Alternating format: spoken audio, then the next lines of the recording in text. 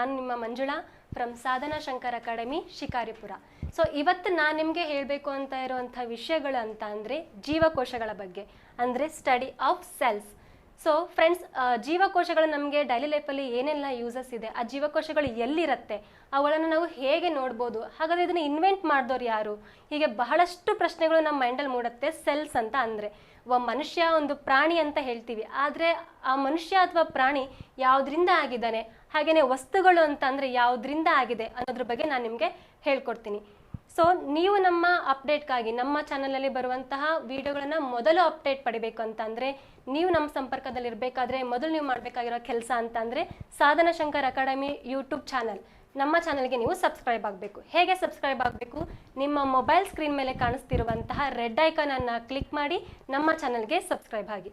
ಹಾಗೆಯೇ ನಿಮ್ಮ ಬೇರೆ ವೆಬ್ಸೈಟ್ ವ್ಯೂವರ್ಸ್ ಆಗಿದ್ದರೆ ವೆಬ್ ಮತ್ತು ಟೆಲಿಗ್ರಾಮ್ ಮತ್ತು ಫೇಸ್ಬುಕ್ ಇಲ್ಲೂ ಕೂಡ ನೀವು ನಮ್ಮ ಸಂಪರ್ಕಗಳಲ್ಲಿ ಇಟ್ಕೋಬಹುದು, ಅಂದರೆ ಹೆಚ್ಚಿನ ವಿಡಿಯೋಗಳ ಅಪ್ಡೇಷನನ್ನು ಪಡ್ಕೋಬಹುದು. ಹಾಗಾದರೆ ಫ್ರೆಂಡ್ಸ್, ಇವತ್ತಿನ ನನ್ನ ನೆಕ್ಸ್ಟ್ ಕಾನ್ಸೆಪ್ಟನ್ನು ಹೇಳೋಕ್ಕೂ ಮೊದಲನೇದಾಗಿ ನಾನು ನಿಮಗೊಂದಿಷ್ಟು ಪರಿಕಲ್ಪನೆಗಳನ್ನು ಹೇಳ್ತೀನಿ.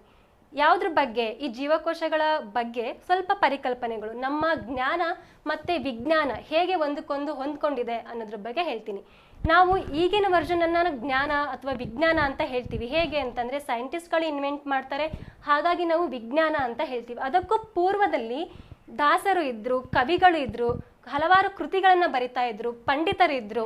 ಅವರಿಗೂ ಕೂಡ ಈ ವಿಜ್ಞಾನದ ಅರಿವು ಇತ್ತು ಅನ್ನೋದ್ರ ಬಗ್ಗೆ ಒಂದಿಷ್ಟು ಹೇಳ್ತೀನಿ. ಸೊ ದಾಸರು ಗೊತ್ತಿರಬೇಕು ನಿಮಗೆ, ಕನಕದಾಸರು ಮತ್ತು ಪುರಂದರದಾಸರು. ಸೊ ಆ ಪುರಂದರದಾಸರು ಕೆಲವೊಂದಿಷ್ಟು ನುಡಿಗಳನ್ನು ಹೇಳಿದ್ದಾರೆ. ಅದು ಏನಪ್ಪ ಅಂತ ಅಂದರೆ ಒಂದು ಚಿಕ್ಕ ಪದ್ಯ. ತಲ್ಲಣಿಸದಿರು ಕಂಡ್ಯ ತಾಳು ಮನವೇ, ಎಲ್ಲರನ್ನು ಸಲಹುವನು ಇದಕ್ಕೆ ಸಂಶಯವಿಲ್ಲ. ತಲ್ಲಣಿಸದಿರು ಕಂಡ್ಯ ತಾಳು ಮನವೇ, ಎಲ್ಲರನ್ನು ಸಲಹುವನು ಇದಕ್ಕೆ ಸಂಶಯವಿಲ್ಲ. ಬೆಟ್ಟದ ತುದಿಯಲ್ಲಿ ಹುಟ್ಟಿದ ವೃಕ್ಷಕ್ಕೆ ಕಟ್ಟೆಯನ್ನು ಕಟ್ಟಿ, ನೋಡಿ ಕಟ್ಟೆಯನ್ನು ಕಟ್ಟಿ ನೀರೆರೆದವರ್ಯಾರೋ, ಹಾಗೆಯೇ ಅಡವಿಯೊಳಗಾಡುವ ಮೃಗ ಪಕ್ಷಿಗಳಿಗೆ ಅಲ್ಲಲ್ಲಿ ಆಹಾರವನ್ನಿತ್ತವರಾರು. ಹಾಗೆಯೇ ಇನ್ನೂ ಒಂದು ಹೇಳಿದ್ದಾರೆ ಫ್ರೆಂಡ್ಸ್, ಕಲ್ಲಿನೊಳಗೆ ಹುಟ್ಟಿರುವ, ನಾವು ನೋಡಿರ್ಬೋದು ಕಲ್ಲಿನಂಡಿನಲ್ಲಿ ಏನೇನಿರುತ್ತೆ ಅಂದರೆ ಚಿಕ್ಕ ಚಿಕ್ಕ ಕಪ್ಪೆಗಳಿರುತ್ತೆ. ಸೊ ಕಲ್ಲಿನಲ್ಲಿ ಹುಟ್ಟಿದ ಕೂಗುವ ಕಪ್ಪೆಗೆ ಅಲ್ಲೇ ಆಹಾರವನ್ನಿತ್ತವರ್ಯಾರು. ಸೊ ಇದರಿಂದ ನಾವು ತಿಳ್ಕೊಬೇಕಾಗಿದ್ದು ಒಂದೇ, ನಾವು ಇದನ್ನು ಏನೋ ದಾಸರ ಪದಗಳು, ಏನಪ್ಪ ಇವರು ವಿಜ್ಞಾನ ಹೇಳ್ತೀನಿ ಅಂತ ಹೇಳಿಬಿಟ್ಟು ಯಾವುದೋ ಪದ ಹೇಳ್ತಿದ್ದಾರೆ ಅಂತ ಕನ್ಫ್ಯೂಷನ್ ಮಾಡ್ಕೊಳ್ಳೋಕೆ ಹೋಗಬೇಡಿ. ನಾನು ಹೇಳೋದ್ರಲ್ಲಿ ಒಂದು ಸ್ವಲ್ಪ ಡೀಪಾಗಿ ನೋಡಿ ಫ್ರೆಂಡ್ಸ್. ಏನು ಅಂತ ಅಂದರೆ ಪ್ರತಿಯೊಂದು ಜೀವಿಯು, ಮರ ಅಂತ ಹೇಳಿದೆ, ಗಿಡ ಪಕ್ಷಿಗಳು ಅಂತ ಹೇಳಿದೆ, ಹಾಗೆಯೇ ಕಪ್ಪೆ ಅಂತ ಹೇಳಿದೆ, ಇವೆಲ್ಲವೂ ಕೂಡ ಜೀವ ಇರುವಂಥ ವಸ್ತುಗಳು. ಈ ಜೀವ ಇರುವಂಥ ವಸ್ತುಗಳು ಒಂದಲ್ಲ ಒಂದು ರೀತಿಯಾಗಿ ಜೀವ ಇಲ್ಲದೇ ಇರುವಂಥ ವಸ್ತುಗಳನ್ನು ಅವಲಂಬಿಸಿದೆ. ಹಾಗೆಯೇ ಜೀವ ಇಲ್ಲದೇ ಇರುವಂಥ ವಸ್ತುಗಳಿಂದ ಆಶ್ರಯವನ್ನು ಪಡೆದಿದೆ. ಸೊ ಕಲ್ಲಿನಿಂದ ಆಗಿರಬಹುದು, ಬಂಡೆಯಿಂದ, ಪರ್ವತಗಳಿಂದ ಏನು ಮಾಡಿದೆ, ತನ್ನ ಜೀವನಕ್ಕೆ ಬೇಕಂತಹ ಆಶ್ರಯವನ್ನು ಅದು ಪಡ್ಕೊಂಡಿದೆ. ಸೊ ಯಾಕೆ ಇದನ್ನು ಹೇಳ್ತಿದ್ದೀನಿ ಅಂತ ಅಂದರೆ, ನಮ್ಮ ಪರಿಸರದಲ್ಲೂ ಕೂಡ ಎರಡು ರೀತಿಯಾದಂತಹ ಜೀವಿಗಳನ್ನು ನಾವು ಕಾಣಿಸ್ತೀವಿ. ಒಂದು ಸಜೀವಿಗಳು ಮತ್ತು ನಿರ್ಜೀವಿಗಳು. ಜೀವ ಇರುವಂತಹ ವಸ್ತುಗಳು ಜೀವ ಇಲ್ಲದೆ ಇರುವಂಥ ವಸ್ತುಗಳನ್ನು ಎಷ್ಟರ ಮಟ್ಟಿಗೆ ಅವಲಂಬನೆ ಮಾಡಿರುತ್ತೆ ಅಂತ. ಹಾಗಾದರೆ ಜೀವ ಇಲ್ಲದೆ ಇರುವಂಥ ವಸ್ತುಗಳು ಯಾಕೆ ನಮ್ಮ ಥರ ಮಾತಾಡೋದಕ್ಕಾಗೋದಿಲ್ಲ, ಯಾಕೆ ನಮ್ಮ ಥರ ಓಡಾಡೋದಕ್ಕಾಗೋದಿಲ್ಲ, ಯಾಕೆ ನಮ್ಮ ಥರ ಥಿಂಕ್ ಮಾಡೋಕ್ಕಾಗಲ್ಲ, ಈ ರೀತಿ ಹಲವಾರು ಪ್ರಶ್ನೆಗಳು ನಿಮ್ಮಲ್ಲಿ ಮೂಡುತ್ತೆ. ಒಂದೇ reason friends, because of cells. So ಪ್ರತಿಯೊಂದು ಜೀವ ಇರುವಂತಹ ಸಜೀವಿಗಳಲ್ಲಿ ಜೀವಕೋಶ ಅನ್ನುವಂತಹ ಒಂದು ಅತ್ಯಮೂಲ್ಯವಾದಂತಹ ಒಂದು ರಚನೆ ಇರುತ್ತೆ. ಆದರೆ ನಮ್ಮ ನಿರ್ಜೀವಿಗಳು ಅಂತ ಏನು ಹೇಳ್ತೀವಿ ಅಂದರೆ ಜೀವ ಇಲ್ಲದೆ ಇರುವಂಥ ವಸ್ತುಗಳಲ್ಲಿ ಯಾವುದೇ ರೀತಿಯ ಸೆಲ್ಸಿನ ರಚನೆ ಇರೋದಿಲ್ಲ, ಬದಲಾಗಿ ಚಿಕ್ಕ ಚಿಕ್ಕ ಕಣಗಳ ರಚನೆ ಇರುತ್ತೆ. ಸೊ ಪರಮಾಣುವಿನ ರಚನೆ ಇರುತ್ತೆ. ಸೊ ಅವುಗಳನ್ನು ಸ್ಟಡಿ ಮಾಡೋದಕ್ಕೆ ನೀವು ಕೆಮಿಸ್ಟ್ರಿನಲ್ಲಿ ನಮ್ಮ ಚಾನಲ್ನ ಅಪ್ಡೇಟ್ ಇಟ್ಕೊಂಡ್ರೆ ನಮ್ಮ ನೆಕ್ಸ್ಟ್ನ ವಿಡಿಯೋಗಳಲ್ಲಿ ಕೆಮಿಸ್ಟ್ರಿ ಬಗ್ಗೆ ಹೇಳ್ತೀವಿ, ಅಲ್ಲಿ ನಿಮ್ಮ ಪರಮಾಣುಗಳ ರಚನೆನ ನಾವು ಹೇಳ್ಕೊಡ್ತೀವಿ. ಹಾಗೆಯೇ ಇವತ್ತು ನಾನು ಕಾನ್ಸೆಪ್ಟನ್ನು ಚಾಯ್ಸ್ ಮಾಡ್ಕೊಂಡಿರೋದು ಸ್ಟಡಿ ಆಫ್ ಸೆಲ್ಸ್. ಪ್ರತಿಯೊಂದು ಜೀವಿನ ಮೂಲ ಘಟಕ ಸೆಲ್ಸ್. ಹಾಗಾದರೆ ಜೀವಕೋಶ ಅಂದರೆ ಏನು, ಇದನ್ನು ಯಾರು ಇನ್ವೆಂಟ್ ಮಾಡಿದ್ರು, ಅದನ್ನು ಒಳಗಡೆ ಏನೇನೆಲ್ಲ ಇರುತ್ತೆ ಅನ್ನೋದನ್ನ ನಾವು ತಿಳ್ಕೊಳ್ಳೋಣ. ಮೊದಲನೇದಾಗಿ ಫ್ರೆಂಡ್ಸ್, ಸ್ಟಡಿ ಆಫ್ ಸೆಲ್ಸ್ ಅಂದರೆ ಜೀವಕೋಶಗಳ ಅಧ್ಯಯನ. ಸೊ ಜೀವಕೋಶ ಅಂದರೆ ಏನು ಹಾಗಾದರೆ ಅಂತ ನೀವು ಕೇಳ್ಬೋದು. ಜೀವಕೋಶ ಅಂತ ಅಂದರೆ ಒಂದು ಜೀವಿಯ ರಚನಾತ್ಮಕ ಮತ್ತು ಕಾರ್ಯನಿರ್ವಾಹಕ ಘಟಕವನ್ನು ನೆನ್ಪಿಟ್ಕೋಬೇಕು. ರಚನಾತ್ಮಕ ಮತ್ತು ಕಾರ್ಯನಿರ್ವಾಹಕ ಅನ್ನೋ ಎರಡು ವರ್ಡ್ಸನ್ನು ಯೂಸ್ ಮಾಡಿದ್ದೀನಿ.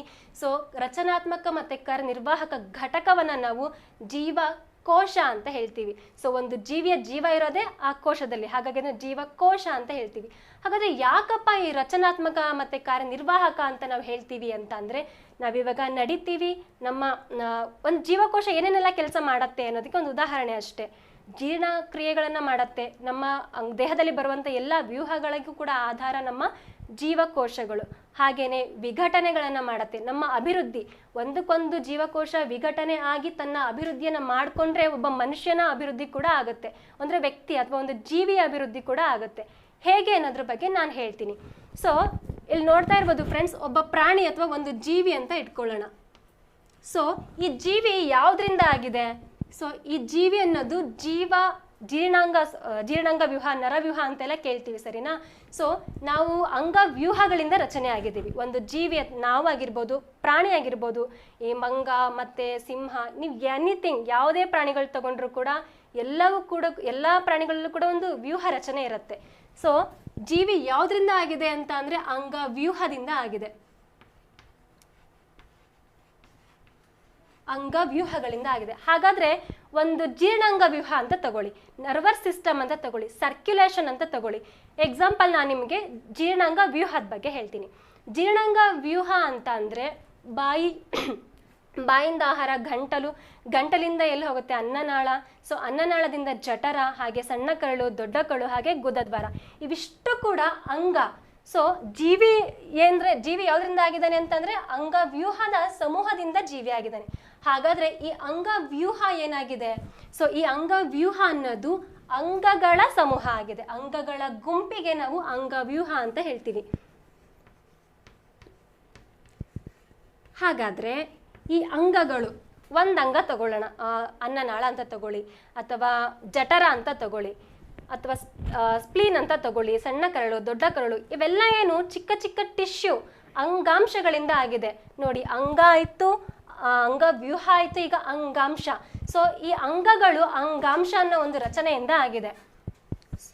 ಹಾಗಾದ್ರೆ ಅಂಗಾಂಶಗಳ ಸಮೂಹಕ್ಕೆ ನಾವು ಅಂಗಗಳು ಅಂತ ಹೇಳ್ತೀವಿ. ಸೊ ಫೈನಲ್ ಆಗಿ ಬನ್ನಿ, ಟಿಶ್ಯೂ, ಯಾವ್ದಾದ್ರು ಒಂದು ಪ್ರಾಣಿನ ಟಿಶ್ಯೂನ ತಗೊಂಡು ನಾವು ಮೈಕ್ರೋಸ್ಕೋಪ್ ಅಂಡರಲ್ಲಿ ನೋಡಿದಾಗ, ಸೊ ಮೈಕ್ರೋಸ್ಕೋಪ್ ಅಂದರೆ ಏನು ಅನ್ನೋದನ್ನ ನನಗೆ ನೆಕ್ಸ್ಟ್ ಹೇಳ್ತೀನಿ. ಸೊ ಮೈಕ್ರೋಸ್ಕೋಪ್ ಅಂಡರಲ್ಲಿ ನಾವು ನೋಡಿದಾಗ ನಮಗೆ ಚಿಕ್ಕ ಚಿಕ್ಕ ಜೀವಕೋಶಗಳ ರಚನೆಗಳು ಕಾಣಿಸುತ್ತೆ. ಸೊ ಆ ಜೀವಕೋಶಗಳ ರಚನೆಯಿಂದಾನೇ ನಮ್ಮ ಅಂಗಾಂಶ ಅಂತ ಏನು ಹೇಳ್ತೀವಿ ಅದು ರಚಿತ ಆಗಿದೆ. ಸೊ ಹಾಗಾದರೆ ನಮ್ಮ ಮೂಲ ಘಟಕ ಯಾವುದು ಅಂತ ನಾವು ಹೇಳ್ಬೋದು? ಜೀವಕೋಶಗಳು. ಸೊ ಇದೇ ಕಾರಣಕ್ಕೆ ನಾವು ಜೀವಕೋಶಗಳನ್ನು ರಚನಾತ್ಮಕ ಮತ್ತು ಕಾರ್ಯನಿರ್ವಾಹಕ, ರಚನಾತ್ಮಕ ಅಂತಂದರೆ ಈ ರೀತಿ, ಸೊ ಕಾರ್ಯನಿರ್ವಾಹಕ ಅಂದರೆ ಈ ಜೀವಕೋಶಗಳನ್ನು ಉಪಯೋಗಿಸ್ಕೊಂಡು ನಮಗೇನು ಎನರ್ಜಿ ಮತ್ತು ಜೀರ್ಣಾಂಗ ವ್ಯೂಹಗಳು ಏನೇನು ಕೆಲಸಗಳನ್ನೆಲ್ಲ ಮಾಡ್ತೀವಿ, ಪಾಲನೆ, ಪೋಷಣೆ, ಸೊ ಇದೆಲ್ಲ ಕಾರ್ಯನಿರ್ವಾಹಕ. ಹಾಗಾಗಿ ಒಂದು ಚಿಕ್ಕ ಘಟಕ ಜೀವಕೋಶ ಅಂದರೆ ಜೀವಿಯ ರಚನಾತ್ಮಕ ಮತ್ತು ನಿರ್ವಾಹಕದ ಮೂಲ ಘಟಕ ಅಂತ ಹೇಳ್ಬಿಟ್ಟು ನಾವು ಜೀವಕೋಶಗಳನ್ನು ಕರಿತೀವಿ. ಹಾಗಾದರೆ ಈ ಜೀವಕೋಶಗಳ ಬಗ್ಗೆ ಇಷ್ಟೆಲ್ಲ ಅಧ್ಯಯನ ಮಾಡಬೇಕು ಅಂತಂದರೆ, ನಾನು ಡೆಡ್ ಎಂಡ್ ಅಂದರೆ ಜೀವಕೋಶಕ್ಕೆ ಬರಬೇಕು ಅಂದರೆ ಇಷ್ಟೆಲ್ಲ ಅಧ್ಯಯನ ಮಾಡ್ಕೊಬೇಕು.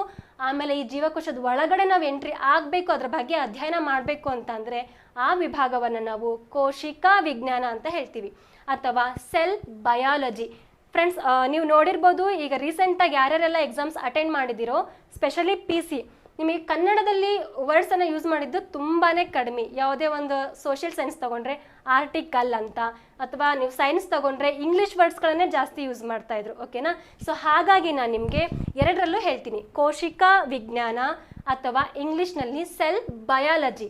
ಸೊ ಅದನ್ನೇ ಇನ್ನೊಂದು ಥರನೂ ಕರೀತಾರೆ friends, cytology, the study of cells are the branch of the study of cells ಅನ್ನು ನಾವೇನು ಹೇಳ್ತೀವಿ ಅಂದರೆ ಸೈಟಾಲಜಿ ಅಂತ ಕೂಡ ನಾವು ಹೇಳ್ತೀವಿ. ಹಾಗಾದರೆ ಈ ಜೀವಕೋಶಗಳು ಹೇಗಿರುತ್ತೆ? ನಮ್ಮ ಕಣ್ಣಿಗೆ ಕಾಣಿಸುತ್ತಾ? ಕಾಣಿಸೋದಿಲ್ಲ. ಯಾಕೆ ಅಂತ ಅಂದರೆ ಅವುಗಳ ಗಾತ್ರ ಅತ್ಯಂತ ಸೂಕ್ಷ್ಮವಾಗಿರುತ್ತೆ. ಸೊ ಹಾಗಾದರೆ ಎಷ್ಟಿರುತ್ತೆ ಗಾತ್ರ? ಅದನ್ನು ಯಾವುದರಿಂದ ಅಳಿತೀವಿ ಅಂತ ಅಂದರೆ ಮೈಕ್ರಾನ್ಗಳಿಂದ ಅಳಿತೀವಿ. ಸೊ ಆ ಮೈಕ್ರಾನ್ ಅಂದರೆ ಏನು, ಆ ಮೈಕ್ರಾನ್ನ ನಾವು ಹೇಗೆ ಕ್ಯಾಲ್ಕುಲೇಟ್ ಮಾಡೋದು ಅನ್ನೋದನ್ನ ನಾನು ನೆಕ್ಸ್ಟ್ ಸ್ಲೈಡಲ್ಲಿ ತೋರಿಸ್ತೀನಿ ಫ್ರೆಂಡ್ಸ್. ಸೊ ನೆಕ್ಸ್ಟ್ ನೋಡಿ, ಸೂಕ್ಷ್ಮದರ್ಶಕ ಯಂತ್ರ. ನಿಮಗೆ ಕ್ವಶನ್ಸ್ ಬರ್ತಾ ಇರ್ಬೋದು ಇವಾಗ, ಜೀವಕೋಶ ಅಂತ ಹೇಳ್ತಿದ್ದಾರೆ, ಹಾಗಾದರೆ ಜೀವಕೋಶವನ್ನು ಇನ್ವೆಂಟ್ ಮಾಡಿದವರು ಯಾರು ಅಂತ. ಓಕೆ, ಸೊ ಮೊದಲನೆಯದಾಗಿ ನಮ್ಮ ರಾಬರ್ಟ್ ಹುಕ್. ಸೊ ಈ ರಾಬರ್ಟ್ ಹುಕ್ ಅನ್ನೋರು ಒಬ್ಬರು ನಿಸರ್ಗ ತಜ್ಞ. ಸೊ ಇವ್ರು ಏನು ಮಾಡ್ತಾರೆ ಅಂತ ಅಂದರೆ ಒಂದು ಬೆಂಡಿನ ಚಿಕ್ಕ ಸೀಳಿಕೆಯನ್ನು ತಗೊಂಡು ತಾವೇ ಪ್ರಿಪೇರ್ ಮಾಡಿರುವಂತಹ, ಒಂದು ಸೆಕೆಂಡ್ ಇಲ್ಲಿ ನೋಡಿ, ತಾವೇ ಪ್ರಿಪೇರ್ ಮಾಡಿರುವಂತಹ, ಇದು ಫಸ್ಟ್ ರಾಬರ್ಟ್ ಹುಕ್ ಅವರು ಪ್ರಿಪೇರ್ ಮಾಡಿದ್ದಂತಹ ಮೈಕ್ರೋಸ್ಕೋಪ್. ಇದರಲ್ಲಿ ನಾವು ಇವಾಗ ಏನು ಪ್ರೆಸೆಂಟ್ ನೋಡ್ತಿದ್ವಿ ಆ ರೀತಿ ರಚನೆಗಳು ಇರೋದಿಲ್ಲ. ನೋಡ್ತಾ ಇರ್ಬೋದು ನೀವು, ಇಲ್ಲಿ ಒಂದೇ ಒಂದು ಸಿಂಗಲ್ ಲೆನ್ಸ್ ಇರುತ್ತೆ. ಸೊ ಕೆಳಗಡೆ ಆಬ್ಜೆಕ್ಟನ್ನು ಇರೋದಕ್ಕೆ ಸ್ವಲ್ಪ ಜಾಗ ಇರುತ್ತೆ. ಸೊ ಅದ್ರ ಮೂಲಕ ನೋಡ್ಬಿಟ್ಟು ಏನು ಮಾಡ್ತಾರೆ ಈ ರಾಬರ್ಟ್ ಹುಕ್ ಅನ್ನೋರು, ಅಡ್ಡ ಸೀಳಿಕೆಯನ್ನು ನೋಡಿಬಿಟ್ಟು ಜೇನುಗೂಡಿನಂತಹ ರಚನೆ ಇದೆ. ಸೊ ಜೇನುಗೂಡನ್ನ ನೀವು ನೋಡೇ ಇರ್ತೀರಾ. ಜೇನುಗೂಡು ಹೇಗಿರುತ್ತೆ? ಚಿಕ್ಕ ಚಿಕ್ಕದಾಗಿರುವಂತಹ ರಚನೆಗಳು. ಸೊ ಈ ರೀತಿಯ ಚಿಕ್ಕ ಚಿಕ್ಕ ರಚನೆಗಳು ಅವರಿಗೆ ಕಂಡು ಬರುತ್ತೆ. ಯಾವಾಗ ಅಂತ ಅಂದರೆ ಈ ಜೇನುಗೂಡಿನ ಸೀಳಿಕೆನ, ಅಂದರೆ ತೆಳುವಾದ ಬೆಂಡಿನ ಸೀಳಿಕೆಯನ್ನು ನೋಡಿದಾಗ ಆ ಮೈಕ್ರೋಸ್ಕೋಪಲ್ಲಿ ಇವರಿಗೆ ಚಿಕ್ಕ ಚಿಕ್ಕ ಜೇನುಗೂಡಿನ ರಚನೆಗಳು ಕಂಡು ಬರುತ್ತೆ. ಸೊ ಇದು ಒಂದು ಜೀವಕೋಶ ಅಂತ ಅವ್ರು ಕನ್ಸಿಡರ್ ಮಾಡ್ತಾರೆ. ಸೊ ಈ ಜೀವಕೋಶವನ್ನು ಅವರು ಸೆಲ್ ಅಂತ ಕರೀತಾರೆ. ಹಾಗಾದ್ರೆ ಈ ಸೆಲ್ ಅಂತ ಅಂದ್ರೆ ಏನು? ಸೆಲ್ ಅಂತ ಅಂದ್ರೆ ಒಂದು ಚಿಕ್ಕ ಕೋಣೆ ಅಂತ ಅರ್ಥ. ಸೊ ಇದಿಷ್ಟನ್ನ ತಗೊಂಡ್ರೆ ಇದೊಂದು ಚಿಕ್ಕ ಕೋಣೆ, ಇದು ಒಂದು ಚಿಕ್ಕ ಕೋಣೆ ಅಂತ ಅವ್ರೇನ್ ಮಾಡ್ತಾರೆ, ಕನ್ಸಿಡರ್ ಮಾಡ್ತಾರೆ. ಹಾಗಾದ್ರೆ ಇವ್ರು ನೋಡಿದ್ದು ಎಂಥ ಜೀವಕೋಶ ಆಗಿರಬಹುದು? ಇವ್ರು ನೋಡಿದ್ದು ಫ್ರೆಂಡ್ಸ್ ಸತ್ತಂತಹ ಜೀವಕೋಶಗಳು. ಮೊದಲನೇದಾಗಿ ಇವರು ಅದರ ಪ್ರಯತ್ನ ಪಟ್ಟಿದ್ದು, ಜೀವಕೋಶಗಳನ್ನು ನೋಡೋದಕ್ಕೆ ಪ್ರಯತ್ನ ಪಟ್ಟಿದ್ದು ಇವರೇ ಆದರೂ ಕೂಡ, ಆದರೆ ಇವ್ರು ನೋಡಿದಂತಹದ್ದು ಸತ್ತ ಜೀವಕೋಶಗಳಾಗಿರುತ್ತೆ. ಹಾಗಾದ್ರೆ ಯಾರು ನಿಜವಾಗ್ಲೂ ಸತ್ತ ಇಲ್ಲದೆ ಇರುವಂತಹ, ಜೀವಂತ ಇರುವಂತಹ ಜೀವಕೋಶಗಳನ್ನು ನೋಡಿದವ್ರು ಯಾರು ಅಂತ ಅಂದರೆ ಇನ್ನೊಬ್ಬ ಇದ್ದಾರೆ ಫ್ರೆಂಡ್ಸ್, ಅವರು ಆಂಟನಿ ಲೀವನ್ ಹಾಕ್ ಅವ್ರ ಹೆಸರು. ಇದು ತುಂಬ ಸರಿ ಕೇಳಿರ್ತಾರೆ ನಿಮಗೆ, ಯಾರು ಕೋರ್ ಸಬ್ಜೆಕ್ಟ್ ಇರ್ತಾರೋ ಅವರು, ಯಾರು CBZ ಸ್ಟೂಡೆಂಟ್ಸ್ ಇರ್ತಾರೋ ಅವ್ರಿಗೆ, ಎಸ್ಪೆಷಲಿ TET ಅದರಲ್ಲೆಲ್ಲ ಕೇಳಿರ್ತಾರೆ. ಸೊ ಅವ್ರ ಹೆಸರೇನು ಅಂತಂದರೆ ಆಂಟನಿ ವ್ಯಾನ್ ಲೀವನ್ ಹಾಕ್ ಅಥವಾ ಲ್ಯೂವನ್ ಹಾಕ್ ಅಂತ ಕೂಡ ಕರೀತಾರೆ. ಆಂಟನಿ ವ್ಯಾನ್ ಲ್ಯೂವನ್ ಹಾಕ್ ಅವರು ಮೊದಲನೆಯದಾಗಿ ಜೀವ ಇರುವಂತಹ ಜೀವಕೋಶಗಳನ್ನು ತಾವೇ ಪ್ರಿಪೇರ್ ಮಾಡಿರುವಂತಹ ಮೈಕ್ರೋಸ್ಕೋಪ್ಗಳೊಳಗಡೆ ನೋಡಿಬಿಟ್ಟು ಅವ್ರು ಏನು ಮಾಡ್ತಾರೆ ಅಂತ ಅಂದರೆ ಜೀವಕೋಶಗಳು ಹೀಗಿರುತ್ತೆ. ಹಾಗಾದರೆ ಯಾವ ವಸ್ತುವನ್ನು ಉಪಯೋಗಿಸ್ಕೋತಾರೆ? ಬೆಂಡಿನ ಸೀಳಿಕೆಯನ್ನು ಉಪಯೋಗಿಸ್ಕೊಂಡರು ರಾಬರ್ಟ್ ಹುಕ್. ಆದರೆ ಆಂಟನಿ ಲೀವನ್ ಹಾಕ್ ಅವರು ಯಾವ ವಸ್ತುವನ್ನು ಉಪಯೋಗಿಸ್ಕೋತಾರೆ? ಸೊ ಇವ್ರು ಏನು ಮಾಡ್ತಾರೆ ಅಂತ ಅಂದರೆ ತಮ್ಮ ಬಾಯಲ್ಲಿರುವಂತಹ ಟಿಶ್ಯೂನ ತೆಗಿತಾರೆ. ಸೊ ಅಂದರೆ ಬಾಯಲ್ಲಿ ಇರುವಂಥ ಬಾಯಂಗಳದ ಜೀವಕೋಶ ಅಂತ ಹೇಳ್ಬಿಟ್ಟು ಕರಿತೀವಿ ನಾವು. ಅದೊಂದು ಸ್ವಲ್ಪ ಬಾಯಿ ಒಳಗಡೆ ಹಾಕಿ ಹಲ್ಲಿನ ಒಳಗಡೆ ಕೆರೆದ್ರೆ ಒಂದಿಷ್ಟು ವೈಟ್ ನಿಮಗೆ ಸಿಗತ್ತೆ. ಸೊ ಅದನ್ನು ಏನು ಮಾಡ್ತಾರೆ, ಮೈಕ್ರೋಸ್ಕೋಪ್ ಅಂಡರಲ್ಲಿ ನೋಡ್ತಾರೆ. ಹಾಗೆ ಕೆರೆಯ ನೀರು ಅಥವಾ ನಿಂತಿರುವಂತಹ ನೀರು ಇಂಥದನ್ನೆಲ್ಲ ತಗೊಂಡವ್ರು ಏನು ಮಾಡ್ತಾರೆ ಅಂತಂದರೆ ಕೆಲವೊಂದಿಷ್ಟು ಅಧ್ಯಯನಗಳನ್ನು ಮಾಡ್ತಾರೆ. ಸೊ ಆವಾಗ ಅವರಿಗೆ ಮೂಮೆಂಟ್ ಆಗ್ತಾ ಇರುವಂತಹ ಜೀವಿಗಳು ಕಂಡು ಬರ್ತವೆ. ಆ ಜೀವಿಗಳು ಏನು ಅಂತಂದರೆ ಒಂದೇ ಒಂದು ಜೀವಕೋಶಗಳಿಂದ ಆಗಿರುವಂತಹ ಜೀವಿಗಳು. ಸೊ ಆವಾಗ ಅವ್ರಿಗೆ ಗೊತ್ತಾಗುತ್ತೆ ಜೀವಕೋಶಗಳು ಅಂತ ಅಂದರೆ ಜೀವಂತವಾಗಿಯೂ ಕೂಡ ಇರುತ್ತೆ, ಆದರೆ ಅವುಗಳನ್ನು ಈಗಲೂ ಕೂಡ ನಾವು ಸೆಲ್ ಅಂತಲೇ ಕರಿತೀವಿ. ಸೊ ಇಷ್ಟು ಯಾರು ಆವಿಷ್ಕಾರ ಮಾಡಿದ್ರು ಜೀವಕೋಶಗಳನ್ನು ಅನ್ನೋದಕ್ಕೆ ಉದಾಹರಣೆ ಅಷ್ಟೇ. ಇದ್ರ ಮುಂದೆನೂ ಕೂಡ ಬಹಳಷ್ಟು ವಿಜ್ಞಾನಿಗಳು ಅಧ್ಯಯನ ಮಾಡ್ತಾರೆ. ಸೊ ಅದನ್ನು ನೆಕ್ಸ್ಟ್ ನಾವು ಸೂಕ್ಷ್ಮಾಣು ಜೀವಿಗಳು ಅಥವಾ ಮೈಕ್ರೋ ಆರ್ಗ್ಯಾನಿಸಮ್ ಅಂತ ಏನು ಹೇಳ್ತೀವಿ ಅದನ್ನು ಸ್ಟಡಿ ಮಾಡಬೇಕಾದ್ರೆ ಹೆಚ್ಚಿನ ಮಾಹಿತಿನ ನಾನು ನಿಮಗೆ ಕೊಡ್ತೀನಿ ಫ್ರೆಂಡ್ಸ್. ಹಾಗಾದರೆ ನಮ್ಮ ನೆಕ್ಸ್ಟ್ ಸ್ಲೈಡ್ ನೋಡೋಣ. ಇದು ರಾಬರ್ಟ್ ಹುಕ್ ಅವರು ಪ್ರಿಪೇರ್ ಮಾಡಿದಂತಹ ಮೈಕ್ರೋಸ್ಕೋಪ್. ಸೊ ಏನೇನಿರುತ್ತೆ, ಜಸ್ಟ್ ಒಂದು ಸಿಂಗಲ್ ಲೆನ್ಸ್ ಇರುತ್ತೆ, ಹಾಗೇನೆ ಸ್ಯಾಂಪಲ್ ಇಡೋದಕ್ಕೆ ಒಂದಿಷ್ಟು ಜಾಗ ಇರುತ್ತೆ. ಇವರು ಫ್ರೆಂಡ್ಸ್ ಜೀವಕೋಶದ ಸಿದ್ಧಾಂತ. ಸೊ ಈ ಜೀವಕೋಶದ ಸಿದ್ಧಾಂತವನ್ನು ಕೊಟ್ಟವ್ರು ಯಾರು ಅಂತ ಅಂದರೆ ಇಲ್ಲಿ ಕಾಣಿಸ್ತಾ ಇದೆ, ಮ್ಯಾಥಿಯಸ್ ಲೀಡನ್ ಮತ್ತು ಥಿಯೋಡಾನ್ ಸ್ಟ್ವಾನ್. ಸೊ ಇವರಿಬ್ಬರು ಏನು ಅಂತ ಅಂದರೆ ಸೈಂಟಿಸ್ಟ್ಗಳು, ಜರ್ಮನಿಯ ಸೈಂಟಿಸ್ಟ್ಗಳು. ಇವರು ಫಸ್ಟಿಗೆ ನಾವು ನೋಡಿದ್ವಲ್ಲ ರಾಬರ್ಟ್ ಹುಕ್ ಮತ್ತು ಆಂಟನಿ ಲೀವನ್ ಹಾಕ್, ಇವರಿಬ್ಬರ ಅನ್ವೇಷಣೆಯನ್ನು ಗ್ರಹಿಸಿ ಫೈನಲ್ ಆಗಿ ಒಂದು ನಿರ್ಧಾರಕ್ಕೆ ಬಂದು ಸಿದ್ಧಾಂತವನ್ನು ಹೊರಡಿಸ್ತಾರೆ. ಆ ಸಿದ್ಧಾಂತದೊಳಗಡೆ ಏನಿದೆ ಅಂತ ಅಂದರೆ ಮೊದಲನೆಯದಾಗಿ ಜೀವಿಗಳ ದೇಹವು ಒಂದು ಅಥವಾ ಹೆಚ್ಚು ಜೀವಕೋಶಗಳಿಂದ ಆಗಿದೆ. ಇದಂತೂ ನಮಗೆ ಗೊತ್ತೇ ಇದೆ. ನಾನು ಯಾಕೆಂದರೆ ಮೊದಲನೇ ಹೇಳಿದ್ದೀನಿ, ಜೀವಕೋಶಗಳು ಜೀವಿಯ ದೇಹವು ಜೀವಕೋಶಗಳಿಂದ ರಚಿತವಾಗಿದೆ ಅಂತ ಹೇಳಿದ್ದೀನಿ. ಸೊ ನೆಕ್ಸ್ಟ್ ಪಾಯಿಂಟ್ ಏನು ಹೇಳ್ತಾರೆ, ಎರಡು ಸಿದ್ಧಾಂತವನ್ನು ಕೊಡ್ತಾರೆ. ಒಂದು, ಪ್ರತಿಯೊಂದು ಜೀವಿಯೂ ಕೂಡ ಜೀವಕೋಶಗಳಿಂದನೇ ರಚಿತವಾಗಿದೆ ಅಂತ ಹೇಳ್ತಾರೆ. ಹಾಗೆಯೇ ಸೆಕೆಂಡ್ ಒಂದು ಏನು ಕೊಡ್ತಾರೆ ಅಂತ ಅಂದರೆ ಫ್ರೆಂಡ್ಸ್, ಹೊಸ ಜೀವಕೋಶಗಳು ಈಗಾಗಲೇ ಅಸ್ತಿತ್ವದಲ್ಲಿರುವ ಜೀವಕೋಶಗಳ ವಿಭಜನೆಯಿಂದ ಉಂಟಾಗುತ್ತದೆ ಅಂತ. ಇದಕ್ಕೆ ಒಂದು ಬೆಸ್ಟ್ ಎಕ್ಸಾಂಪಲ್ನ ನಾನು ನಿಮಗೆ ಕೊಡ್ತೀನಿ. ಸೊ ಏನದು ಬೆಸ್ಟ್ ಎಕ್ಸಾಂಪಲ್ ಅಂತ ಅಂದರೆ, ನೀವು ಚಿಕ್ಕವರಿದ್ದಾಗ ಬಿದ್ದು ಗಾಯ ಮಾಡ್ಕೊಂಡಿರ್ತೀರ, ಅಥವಾ ಏನಾದರೂ ಒಂದು ಹೆಚ್ಚಬೇಕಾದ್ರೆ ನಿಮಗೆ ಸ್ಕ್ರ್ಯಾಚ್ ಆಗಿರುತ್ತೆ, ಸ್ಕಿನ್ ಔಟ್ ಆಗಿರುತ್ತೆ, ಓಕೆನಾ. ಸೊ ಆ ಸ್ಕಿನ್ ಔಟ್ ಆದಾಗ ನೀವೇನು ಮಾಡ್ತೀರಾ, ಫಸ್ಟ್ ಏಡನ್ನು ಮಾಡ್ತೀರಾ. ಸೊ ಫಸ್ಟ್ ಏಡ್ ಹೇಗೆ ಮಾಡ್ತೀರಾ, ಏನಾದರೂ ವಾಶ್ ಮಾಡಿಬಿಟ್ಟು ಪ್ಲಾಸ್ಟನ್ನು ಹಾಕ್ತೀರಾ, ಆಮೇಲೆ ಒಂದು 2 days ಬಿಟ್ಟು ನೋಡ್ತೀರಾ ಆ್ಯಸ್ ಇಟ್ ಈಸ್ ನಿಮ್ಮ ಮೊದಲ ಸ್ಕಿನ್ ಹೇಗಿರುತ್ತೆ ಹಾಗೇ ಆಗಿರುತ್ತೆ. ಇದೆಲ್ಲ ಹೇಗೆ ಸಾಧ್ಯ ಅಂತಂದರೆ, ಇಲ್ಲಿ ನೋಡಿ ಈ ಪಾಯಿಂಟ್ ಏನಿದೆ, ಈಗಾಗಲೇ ಅಸ್ತಿತ್ವದಲ್ಲಿರುವ, ಅಂದರೆ ಅದಕ್ಕೂ ನಿಮ್ಮ ಸ್ಕಿನ್ ಔಟ್ ಆಗಿರುವಂಥ ಜಾಗದಲ್ಲಿ ಇತ್ತಲ್ಲ ಜೀವಕೋಶಗಳು, ಸೊ ಆ ಜೀವಕೋಶಗಳೇನು ಮಾಡುತ್ತೆ, ಒಂದಕ್ಕೊಂದು ವಿಭಜನೆಯನ್ನು ಆಗುತ್ತೆ. ಸೊ ಜೀವಕೋಶಗಳ ವಿಭಜನೆ, ಮೈಟೋಸಿಸ್, ಮಿಯೋಸಿಸ್ ಅದೆಲ್ಲ ಬಂದಾಗ ನಿಮಗೆ ಗೊತ್ತಾಗುತ್ತೆ.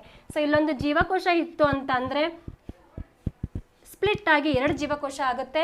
ಸೊ ಈ ಒಂದು ಜೀವಕೋಶ ಮತ್ತೆ ಸ್ಪ್ಲಿಟ್ ಆಗಿ ಮತ್ತೆ 2 ಜೀವಕೋಶಗಳಾಗುತ್ತೆ. ಸೊ ಹೀಗೆ 1 ಇದ್ದಿದ್ದು 2 ಆಗುತ್ತೆ, 2 ಇದ್ದಿದ್ದು 4 ಆಗುತ್ತೆ, 4 ಇದ್ದಿದ್ದು 8 ಆಗುತ್ತೆ. ಸೊ ಹೀಗೆ ಏನಾಗುತ್ತೆ, ಜೀವಕೋಶಗಳ ವಿಭಜನೆಯಾಗಿ ತನ್ನ ಅಭಿವೃದ್ಧಿಯನ್ನು ಮಾಡುತ್ತೆ, ಅಂದರೆ ಜೀವಿಯ ಸ್ಕಿನ್ ಔಟ್ ಆಗಿರುವಂಥ ಜಾಗವನ್ನು ಫುಲ್ಫಿಲ್ ಮಾಡುತ್ತೆ.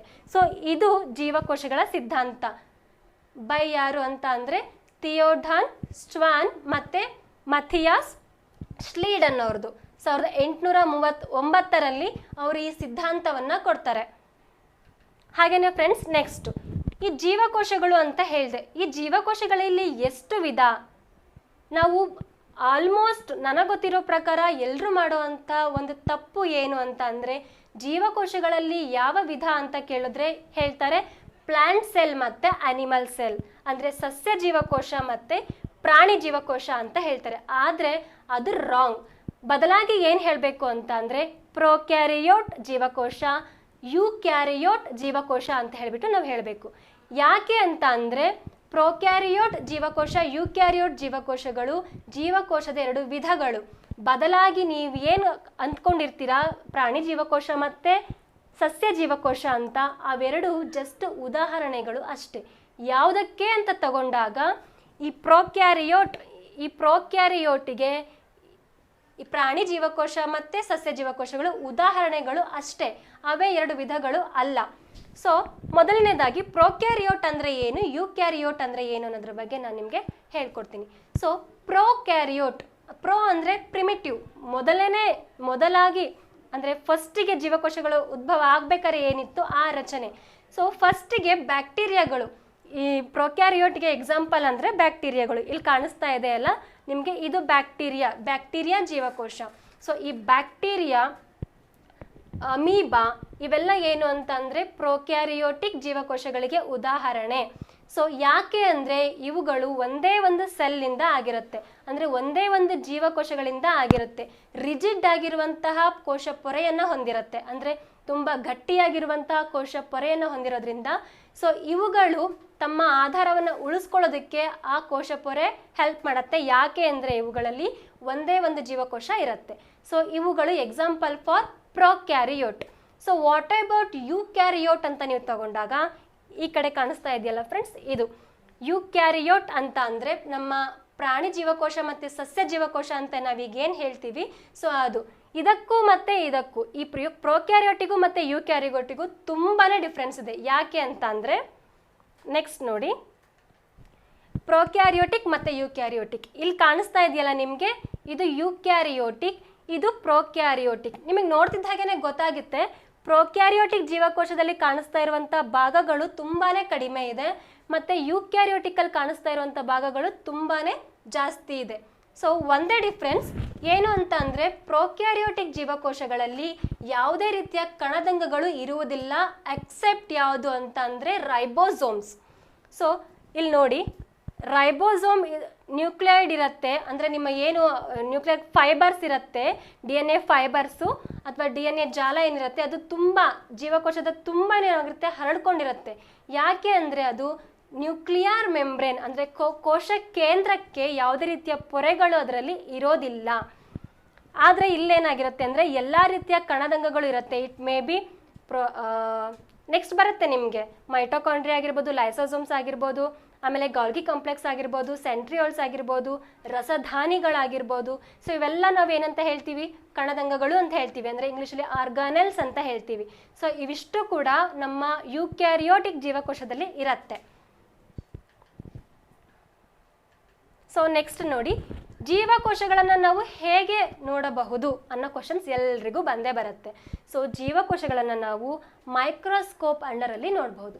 ಹಾಗಾದರೆ ಮೈಕ್ರೋಸ್ಕೋಪ್ಗಳಲ್ಲಿ ಎಷ್ಟು ವಿಧ ಇರುತ್ತೆ? ಸೊ ಈ ಮೈಕ್ರೋಸ್ಕೋಪ್ ಬೇಸಿಕ್ ಆಗಿ ಹೇಗಿತ್ತು ಅನ್ನೋದು ನಮಗೆ ಡೌಟ್. ಸೊ ಮೊದಲನೇದಾಗಿ ಫ್ರೆಂಡ್ಸ್, ಜೀವಕೋಶಗಳನ್ನು ನೋಡೋದಕ್ಕೆ ಉಪಯೋಗಿಸುವಂತಹ ಸೂಕ್ಷ್ಮ ದರ್ಶಕದಲ್ಲಿ ಇಂಪಾರ್ಟೆಂಟ್ ಆಗಿ 3 ಭಾಗಗಳು ಬರುತ್ತೆ. ಮೊದಲನೇದಾಗಿ ಸಿಂಪಲ್ ಮೈಕ್ರೋಸ್ಕೋಪ್. ನಾವೀಗ ಆಲ್ರೆಡಿ ಏನು ರಾಬರ್ಟ್ ಹುಕ್ ಅವ್ರು ಪ್ರಿಪೇರ್ ಮಾಡಿದ್ದು ನೋಡಿದ್ವಲ್ಲ, ಸೊ ಅದನ್ನು ನಾವು ಸಿಂಪಲ್ ಮೈಕ್ರೋಸ್ಕೋಪ್ ಅಂತ ಕನ್ಸಿಡರ್ ಮಾಡ್ತೀವಿ. ಯಾಕೆ ಅಂದರೆ ಅದರಲ್ಲಿ ಅಡ್ಜಸ್ಟ್ಮೆಂಟ್ಸ್ ತುಂಬಾ ಕಡಿಮೆ ಇರುತ್ತೆ. 2 ಲೆನ್ಸ್ಗಳನ್ನು ಯೂಸ್ ಮಾಡ್ತೀವಿ. ಒಂದು ಏನು ಅಂತ ಅಂದರೆ, ಮೊದಲನೇದಾಗಿ ಲೆನ್ಸ್, ಇನ್ನೊಂದು ಆಬ್ಜೆಕ್ಟ್. ನಾವೇನು ಸ್ಯಾಂಪಲನ್ನು ಪ್ರಿಪೇರ್ ಮಾಡಿರ್ತೀವಿ, ಸೊ ಅದನ್ನು ಇಡೋದಕ್ಕೋಸ್ಕರ ಇರುವಂಥ ಒಂದಿಷ್ಟು ಜಾಗವನ್ನು ಅಷ್ಟೇ ಅವರು ತೋರಿಸ್ಕೊಟ್ಟಿರ್ತಾರೆ. ಅದಕ್ಕೆ ನಾವೇನು ಹೇಳ್ತೀವಿ ಅಂದರೆ ಸಿಂಪಲ್ ಮೈಕ್ರೋಸ್ಕೋಪ್ ಅಂತ ಹೇಳ್ತೀವಿ. ಕನ್ನಡದಲ್ಲಿ ಸರಳ ಸೂಕ್ಷ್ಮ ದರ್ಶಕ. ಸೊ ನೆಕ್ಸ್ಟ್ ಏನು ಅಂತಂದರೆ ಸಂಯುಕ್ತ ಸೂಕ್ಷ್ಮ ದರ್ಶಕ, ಇಂಗ್ಲೀಷಲ್ಲಿ ನೋಡಿ ಕಾಂಪೌಂಡ್ ಮೈಕ್ರೋಸ್ಕೋಪ್. ಹಾಗೆಯೇ ಎಲೆಕ್ಟ್ರಾನಿಕ್ ಸೂಕ್ಷ್ಮ ದರ್ಶಕ ಅಂದರೆ ಇಂಗ್ಲೀಷಲ್ಲೂ ಕೂಡ as it is electronic microscope.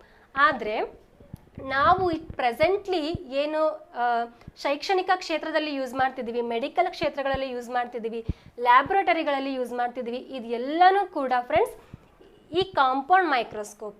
ಆದರೆ ನಾವು ಎಲೆಕ್ಟ್ರಾನಿಕ್ ಮೈಕ್ರೋಸ್ಕೋಪನ್ನು ಯೂಸ್ ಮಾಡೋದಕ್ಕೆ ಆಗೋದಿಲ್ಲ. ಯಾಕೆ ಅಂದರೆ ಅದ್ರದ್ದು ಪ್ರೊಸೀಜರ್ ತುಂಬಾ ಇರುತ್ತೆ. ಅಂದರೆ ಹ್ಯಾಂಡಲ್ ಮಾಡೋ ಕೆಪಾಸಿಟಿ ಜಾಸ್ತಿ ಇರಬೇಕು, ಆಮೇಲೆ ಸ್ಪೇಷಿಯಸ್ ಆಗಿರಬೇಕು.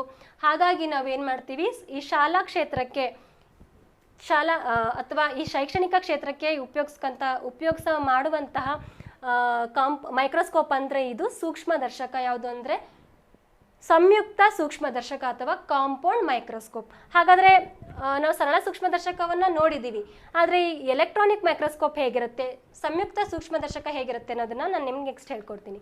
ಸೊ ಇಲ್ಲಿ ನೋಡ್ತಾ ಇರ್ಬೋದು ನೀವು, ಇದು ಕಾಂಪೌಂಡ್ ಮೈಕ್ರೋಸ್ಕೋಪ್.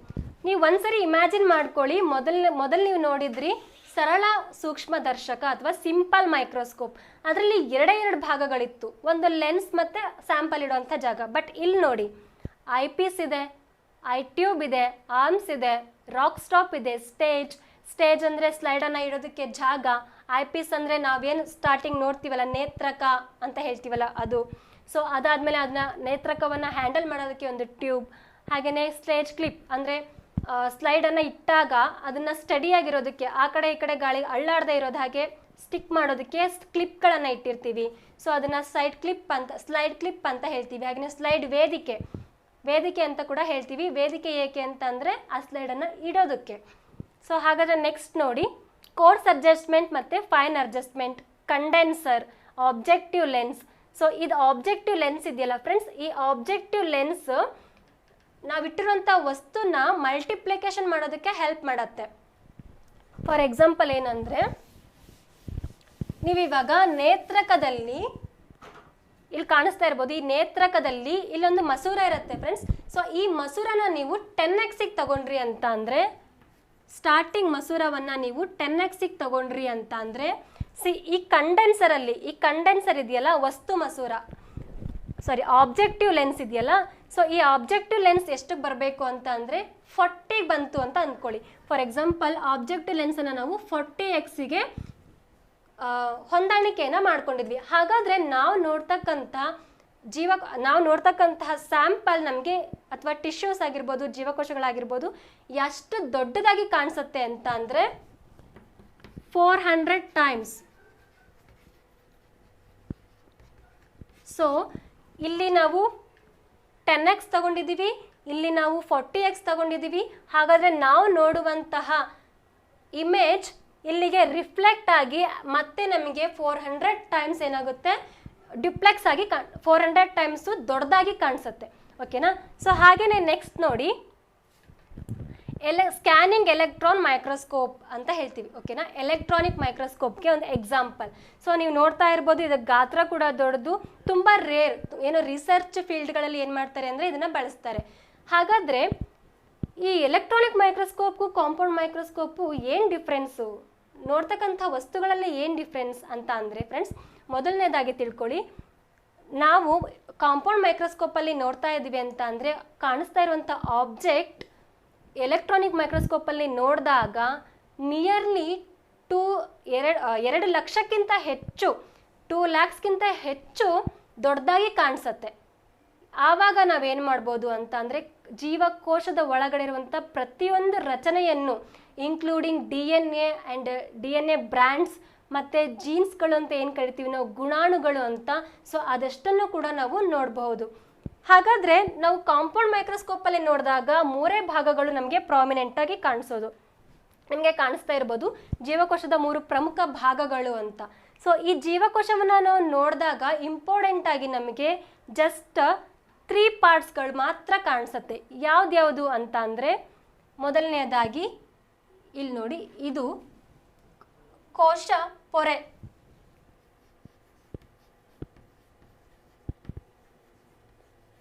ಸೊ ಇದನ್ನು ನಾವು ಕೋಶ ಪೊರೆ. ಹಾಗಾದರೆ ಒಂದು ಏನು ಅಂತ ಅಂದರೆ ಕೋಶ ಪೊರೆ. ಸೊ ಇದ್ರ ಒಳಗಡೆ ನಿಮಗೆ ಎಲ್ಲೋ ಕಾಣಿಸ್ತಿದೆಯಲ್ಲ, ಸೊ ಇದು ಕೋಶ ದ್ರವ್ಯ.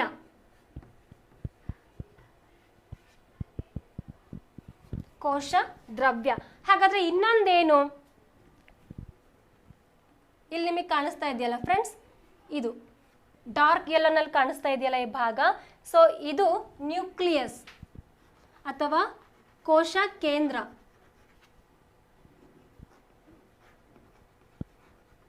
ನ್ಯೂಕ್ಲಿಯಸ್ ಅಥವಾ ಕೋಶ ಕೇಂದ್ರ.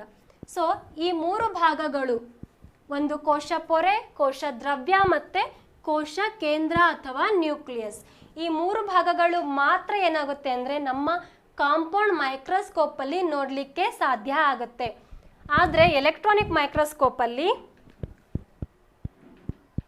ಇಲ್ಲಿ ನೋಡಿ, ಎಲೆಕ್ಟ್ರಾನಿಕ್ ಮೈಕ್ರೋಸ್ಕೋಪಲ್ಲಿ ಒಂದು ಕೋಶ ಪೊರೆನ ನೋಡ್ಬೋದು, ಕೋಶ ದ್ರವ್ಯ ಮತ್ತು ಕೋಶ ಕೇಂದ್ರ. ಓಕೆನಾ? ಸೊ ಇದು ವೈಲೆಟ್ ಕಲರ್ ಕಾಣಿಸ್ತಿದೆಯಲ್ಲ, ಅದು ಮಾತ್ರ ಕೋಶ ಕೇಂದ್ರ ಅಂದರೆ ಕಿರು ಕೇಂದ್ರ ಆಗಿರುತ್ತೆ. ಸೊ ಇಲ್ಲಿ ನೋಡಿ, ಇಲ್ಲಿ ಒಂದಿಷ್ಟು ರೆಡ್ ರಚನೆಗಳಿದೆ, ಆಮೇಲೆ ಯೆಲ್ಲೋ ರಚನೆಗಳಿದೆ, ಹಾಗೆಯೇ ಬ್ಲೂ ಕಲರ್ಗೆಲ್ಲ ಕಾಣಿಸ್ತಾ ಇದೆ. ಸೊ ಇದಿಷ್ಟು ಒಂದೊಂದು ಆರ್ಗಾನೆಲ್ಸ್ಗಳು. ಇವಿಷ್ಟು ಏನಂದರೆ ಒಂದೊಂದು ಆರ್ಗಾನೆಲ್ಸ್ಗಳು. ಇದಿಷ್ಟನ್ನು ಕೂಡ ನಾವು ಕ್ಲಿಯರ್ ಕಟ್ ಆಗಿ ಯಾವುದ್ರಲ್ಲಿ ನೋಡಬಹುದು ಅಂತ ಅಂದರೆ, electronic microscope only, because of ಇದರ ಕೆಪಾಸಿಟಿ ಏನಾಗಿರುತ್ತೆ, ಜಾಸ್ತಿ ಇರುತ್ತೆ. ಓಕೆನಾ? ಸೊ ನೆಕ್ಸ್ಟ್ ನೋಡಿ, ಹಾಗಾದರೆ ಈ ಜೀವಕೋಶದ ಗಾತ್ರ ಮತ್ತು ಆಕಾರಗಳು ಅಂತ ಹೇಳಿದೆ. ಸೊ ಮೊದಲನೇದಾಗಿ ನಾನು ನಿಮ್ಗೆ ಹೇಳಿದೆ, ಈ ಜೀವಕೋಶಗಳನ್ನು ನೋಡಲಿಕ್ಕೆ ಆಗಲ್ಲ, ಯಾಕೆ ಅಂದರೆ ಅತ್ಯಂತ ಸೂಕ್ಷ್ಮವಾಗಿರುತ್ತೆ ಅಂತ ನಾನು ಹೇಳಿದ್ದೆ. ಓಕೆನಾ?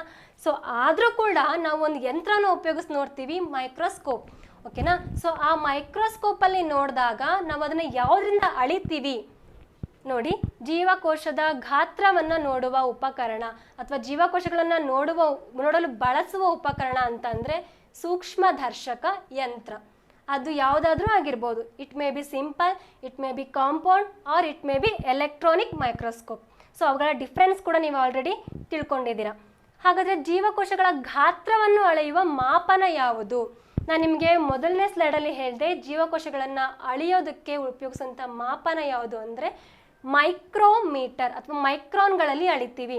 ಸೊ ಮಾಪನ ಮೈಕ್ರೋಮೀಟರ್. ಸೊ ಇಲ್ಲೊಂದು ರಚನೆ ಕಾಣಿಸ್ತಾ ಇದೆ ನಿಮಗೆ, ಒಂದು ಲೆಟರ್ ಕಾಣಿಸ್ತಾ ಇದೆ, ಮ್ಯೂ. ಸೊ ಇದನ್ನ ಬ್ರಿಟಿಷ್ ABCD ಪ್ರಕಾರ ಇದು ಮ್ಯೂ. ಓಕೆನಾ? ಸೊ ಯು ಅಲ್ಲ ಫ್ರೆಂಡ್ಸ್, ಇದು ಮ್ಯೂ. ಓಕೆನಾ? So micrometre. ಸೊ ಮೈಕ್ರೋಮೀಟರಿಂದ ನಾವೇನು ಮಾಡ್ತೀವಿ ಅಂದರೆ ಕೋಶಗಳ ಗಾತ್ರವನ್ನು ಅಳಿತೀವಿ. ಸೊ ಹಾಗೆಯೇ ಒಂದು ಮೈಕ್ರೋಮೀಟರ್ ಅಂತ ಅಂದರೆ ನೀವು ತಿಳ್ಕೊಬೇಕು, 1/1000 ನ್ಯಾನೋಮೀಟರ್. ಸೊ ಒಂದು ಮೈಕ್ರೋಮೀಟರ್ ಅಂತ ಅಂದರೆ 1/1000 ನ್ಯಾನೋಮೀಟರ್. ಸೊ ಹಾಗಾದರೆ ಜೀವಕೋಶದ ಕಣದಂಗಗಳನ್ನು ಅಳೆಯುವಂತಹ ಮಾಪನ ಯಾವುದು? ನಾನು ನಿಮಗೆ ಹೇಳಿದ್ದೀನಿ, ಯೂಕ್ಯಾರಿಯೋಟ್ಗಳಲ್ಲಿ ಕಣದಂಗಗಳು ಇರುತ್ತೆ, ಯೂಕ್ಯಾರಿಯೋಟಿಕ್ ಜೀವಕೋಶಗಳಲ್ಲಿ ಕಣದಂಗಗಳು ಇರುತ್ತೆ. ಅದನ್ನು ನಾವು ಯಾವುದರಿಂದ ನೋಡ್ಬೋದು? Electronic microscope only. ಓಕೆನಾ? ಸೊ ಎಲೆಕ್ಟ್ರಾನಿಕ್ ಮೈಕ್ರೋಸ್ಕೋಪಲ್ಲಿ ಮಾತ್ರ ನೋಡ್ಬೋದು ಅಂತ ಹೇಳಿದ್ದೀನಿ. ಅವುಗಳನ್ನು ಅಳಿಬೇಕಲ್ವ ನಾವು? ಇಷ್ಟೇ ಇದೆ ಗಾತ್ರ ಅಂತ ಅಳಿಬೇಕಲ್ವಾ. ಸೊ ಅದನ್ನು ಅಳಿಯೋದಕ್ಕೆ ನಾವು ನ್ಯಾನೋಮೀಟರ್ ಅನ್ನುವಂತಹ ಒಂದು ಉಪಕರಣವನ್ನು ಬಳಸ್ತೀವಿ. ಸೊ ನ್ಯಾನೋಮೀಟರನ್ನು ನಾವು NM ಇಂದ ಸೂಚಿಸ್ತೀವಿ.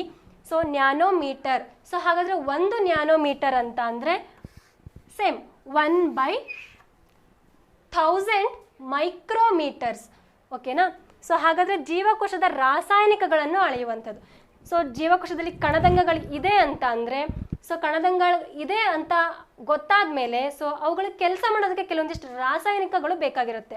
ಸೊ ಆ ರಾಸಾಯನಿಕಗಳು ಇಷ್ಟೇ ಇದೆ, ಸೊ ಆ ರಾಸಾಯನಿಕಗಳು ಯಾವುದು ಅಂತ ಅಳಿಯೋದಕ್ಕೆ ನಾವು ಉಪಯೋಗಿಸುವಂತಹ ಒಂದು ಉಪಕರಣ ಅಥವಾ ಮಾಪನ ಅಂತ ಅಂದರೆ ಆಂಗ್ಸ್ಟ್ರಾನ್.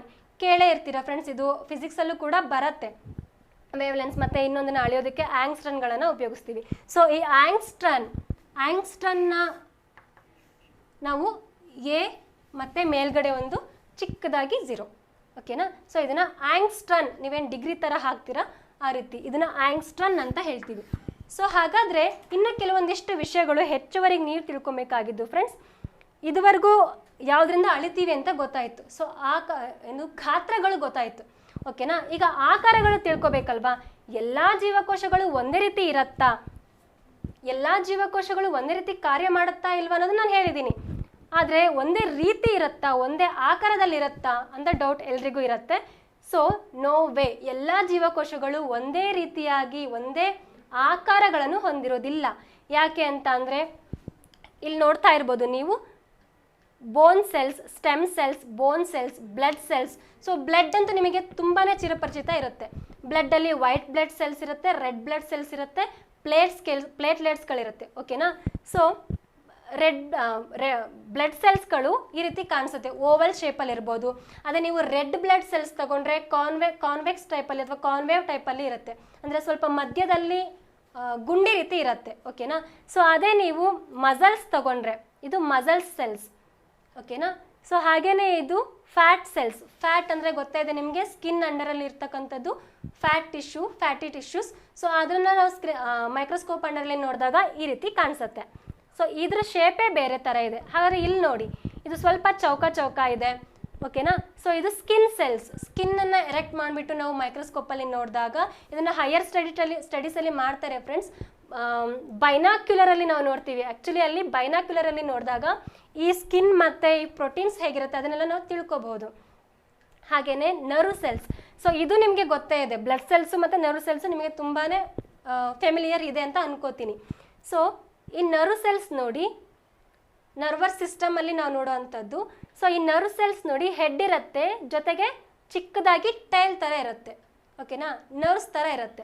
ಸೊ ಹಾಗೆಯೇ ಎಂಡೋಥೀಲಿಯಂ ಟಿಶ್ಯೂಸ್, ಸೆಕ್ಸ್ ಸೆಲ್ಸ್, ನೀವು ಇಟ್ ಮೇ ಬಿ ಸ್ಪಮ್ಸ್ ಆಗಿರ್ಬೋದು ಅಥವಾ ಇನ್ನೊಂದು ಫೀಮೇಲ್ ಕ್ಯಾರೆಕ್ಟರ್ಸ್ ಆಗಿರ್ಬೋದು. ಹಾಗೆಯೇ ಪ್ಯಾಂಕ್ರಿಯಾಟಿಕ್ ಸೆಲ್ಸ್, ಹಾಗೆಯೇ ಕ್ಯಾನ್ಸರ್ ಸೆಲ್ಸ್. ಸೊ ಇದಿಷ್ಟು ನೋಡಿದ್ರೆ ನೀವು ಸುಮಾರಷ್ಟು ಇನ್ನೂ ಬಹಳಷ್ಟು ರೀತಿಯ ಪ್ಯಾರೆಂಕೈಮಾ ಸೆಲ್ಸ್, ಕೋಲೆಂಕೈಮಾ ಸೆಲ್ಸ್, ಹಾಗೆಯೇ ಸ್ಕ್ಲೀರೆಂಕೈಮಾ ಸೆಲ್ಸ್, ಕ್ಸೈಲಮ್ ಟಿಶ್ಯೂಸ್, ಅದರೆಲ್ಲನೂ ಏನು ಬರುತ್ತೆ, ಬೇರೆ ಆದಂತಹ ರಚನೆಗಳು ಬರುತ್ತೆ. ಸೊ ಹಾಗಾಗಿ ನಾವು ಎಲ್ಲ ಜೀವಕೋಶಗಳು ಒಂದೇ ರೀತಿಯಾದಂತಹ ಆಕಾರವನ್ನು ಹೊಂದಿಲ್ಲ, ಒಂದೇ ರೀತಿಯಾದಂತಹ ಗಾತ್ರಗಳನ್ನು ಹೊಂದಿಲ್ಲ ಅಂತ ನಾವು ಹೇಳ್ಬೋದು. ಫಾರ್ ಎಕ್ಸಾಂಪಲ್, ನಿಮಗೆ ಒಬ್ಬ ಮನುಷ್ಯ ಅಂತ ಅಂದರೆ ಸರಿಸುಮಾರು ಒಂದು ಜೀವಿನಲ್ಲಿ ಮಾನವ ಅಂತ ತಗೊಂಡ್ರೆ, ಸೊ ಆ ಮಾನವನಲ್ಲಿ ಸರಿಸುಮಾರು 60,000 ಬಿಲಿಯನ್ನಷ್ಟು, ಸೊ 60,000 ಬಿಲಿಯನ್ನಷ್ಟು ಜೀವಕೋಶಗಳು ಇರುತ್ತೆ. ಸರಿಸುಮಾರು, ಇದು ನಾಟ್ ಪರ್ಫೆಕ್ಟ್, ಇದಕ್ಕಿಂತ ಜಾಸ್ತಿನೇ ಇರಬಹುದು. ಓಕೆನಾ. ಸೊ 60,000 ಬಿಲಿಯನ್ನಷ್ಟು ಜೀವಕೋಶಗಳು ಇರುತ್ತೆ. ಹಾಗೇನೆ ನಾವು ಬ್ಯಾಕ್ಟೀರಿಯಾನ ತಗೊಂಡ್ರೆ, ಬ್ಯಾಕ್ಟೀರಿಯಾಗಳ ಗಾತ್ರ ಹೇಗಿರುತ್ತೆ, ಅದಕ್ಕೂ ಮುಂಚೆ ಈ ಮಾನವನ ಹೇಳಿದ್ನಲ್ವಾ. ಸೊ ಮಾನವನ ಜೀವಕೋಶಗಳ ಗಾತ್ರ ಹೇಗಿರುತ್ತೆ ಅಂತ ನಮಗೆ ಗೊತ್ತಾಗಬೇಕು. ಸೊ ಮಾನವನ ಜೀವಕೋಶಗಳ ಗಾತ್ರ ಸುಮಾರು 20 ರಿಂದ 30 ಮೈಕ್ರಾನ್ಗಳಷ್ಟು ಇರುತ್ತೆ. ಓಕೆನಾ, 30 ಮೈಕ್ರಾನ್ಗಳಷ್ಟು ಇರುತ್ತೆ. ಹಾಗೆಯೇ ಒಂದು ಬ್ಯಾಕ್ಟೀರಿಯಾ ತಗೊಂಡ್ರೆ, ನಮಗೆ ಗೊತ್ತಿದೆ ಬ್ಯಾಕ್ಟೀರಿಯಾ ತುಂಬ ಅತ್ಯಂತ ಸೂಕ್ಷ್ಮಣ ಜೀವಿ, ಅತ್ಯಂತ ಸೂಕ್ಷ್ಮಣ ಜೀವಿ ಅಂತ ನಮಗೆ ಗೊತ್ತಿದೆ. ಸೊ ಬ್ಯಾಕ್ಟೀರಿಯಾವನ್ನು ನಾವು ತಗೊಂಡ್ರೆ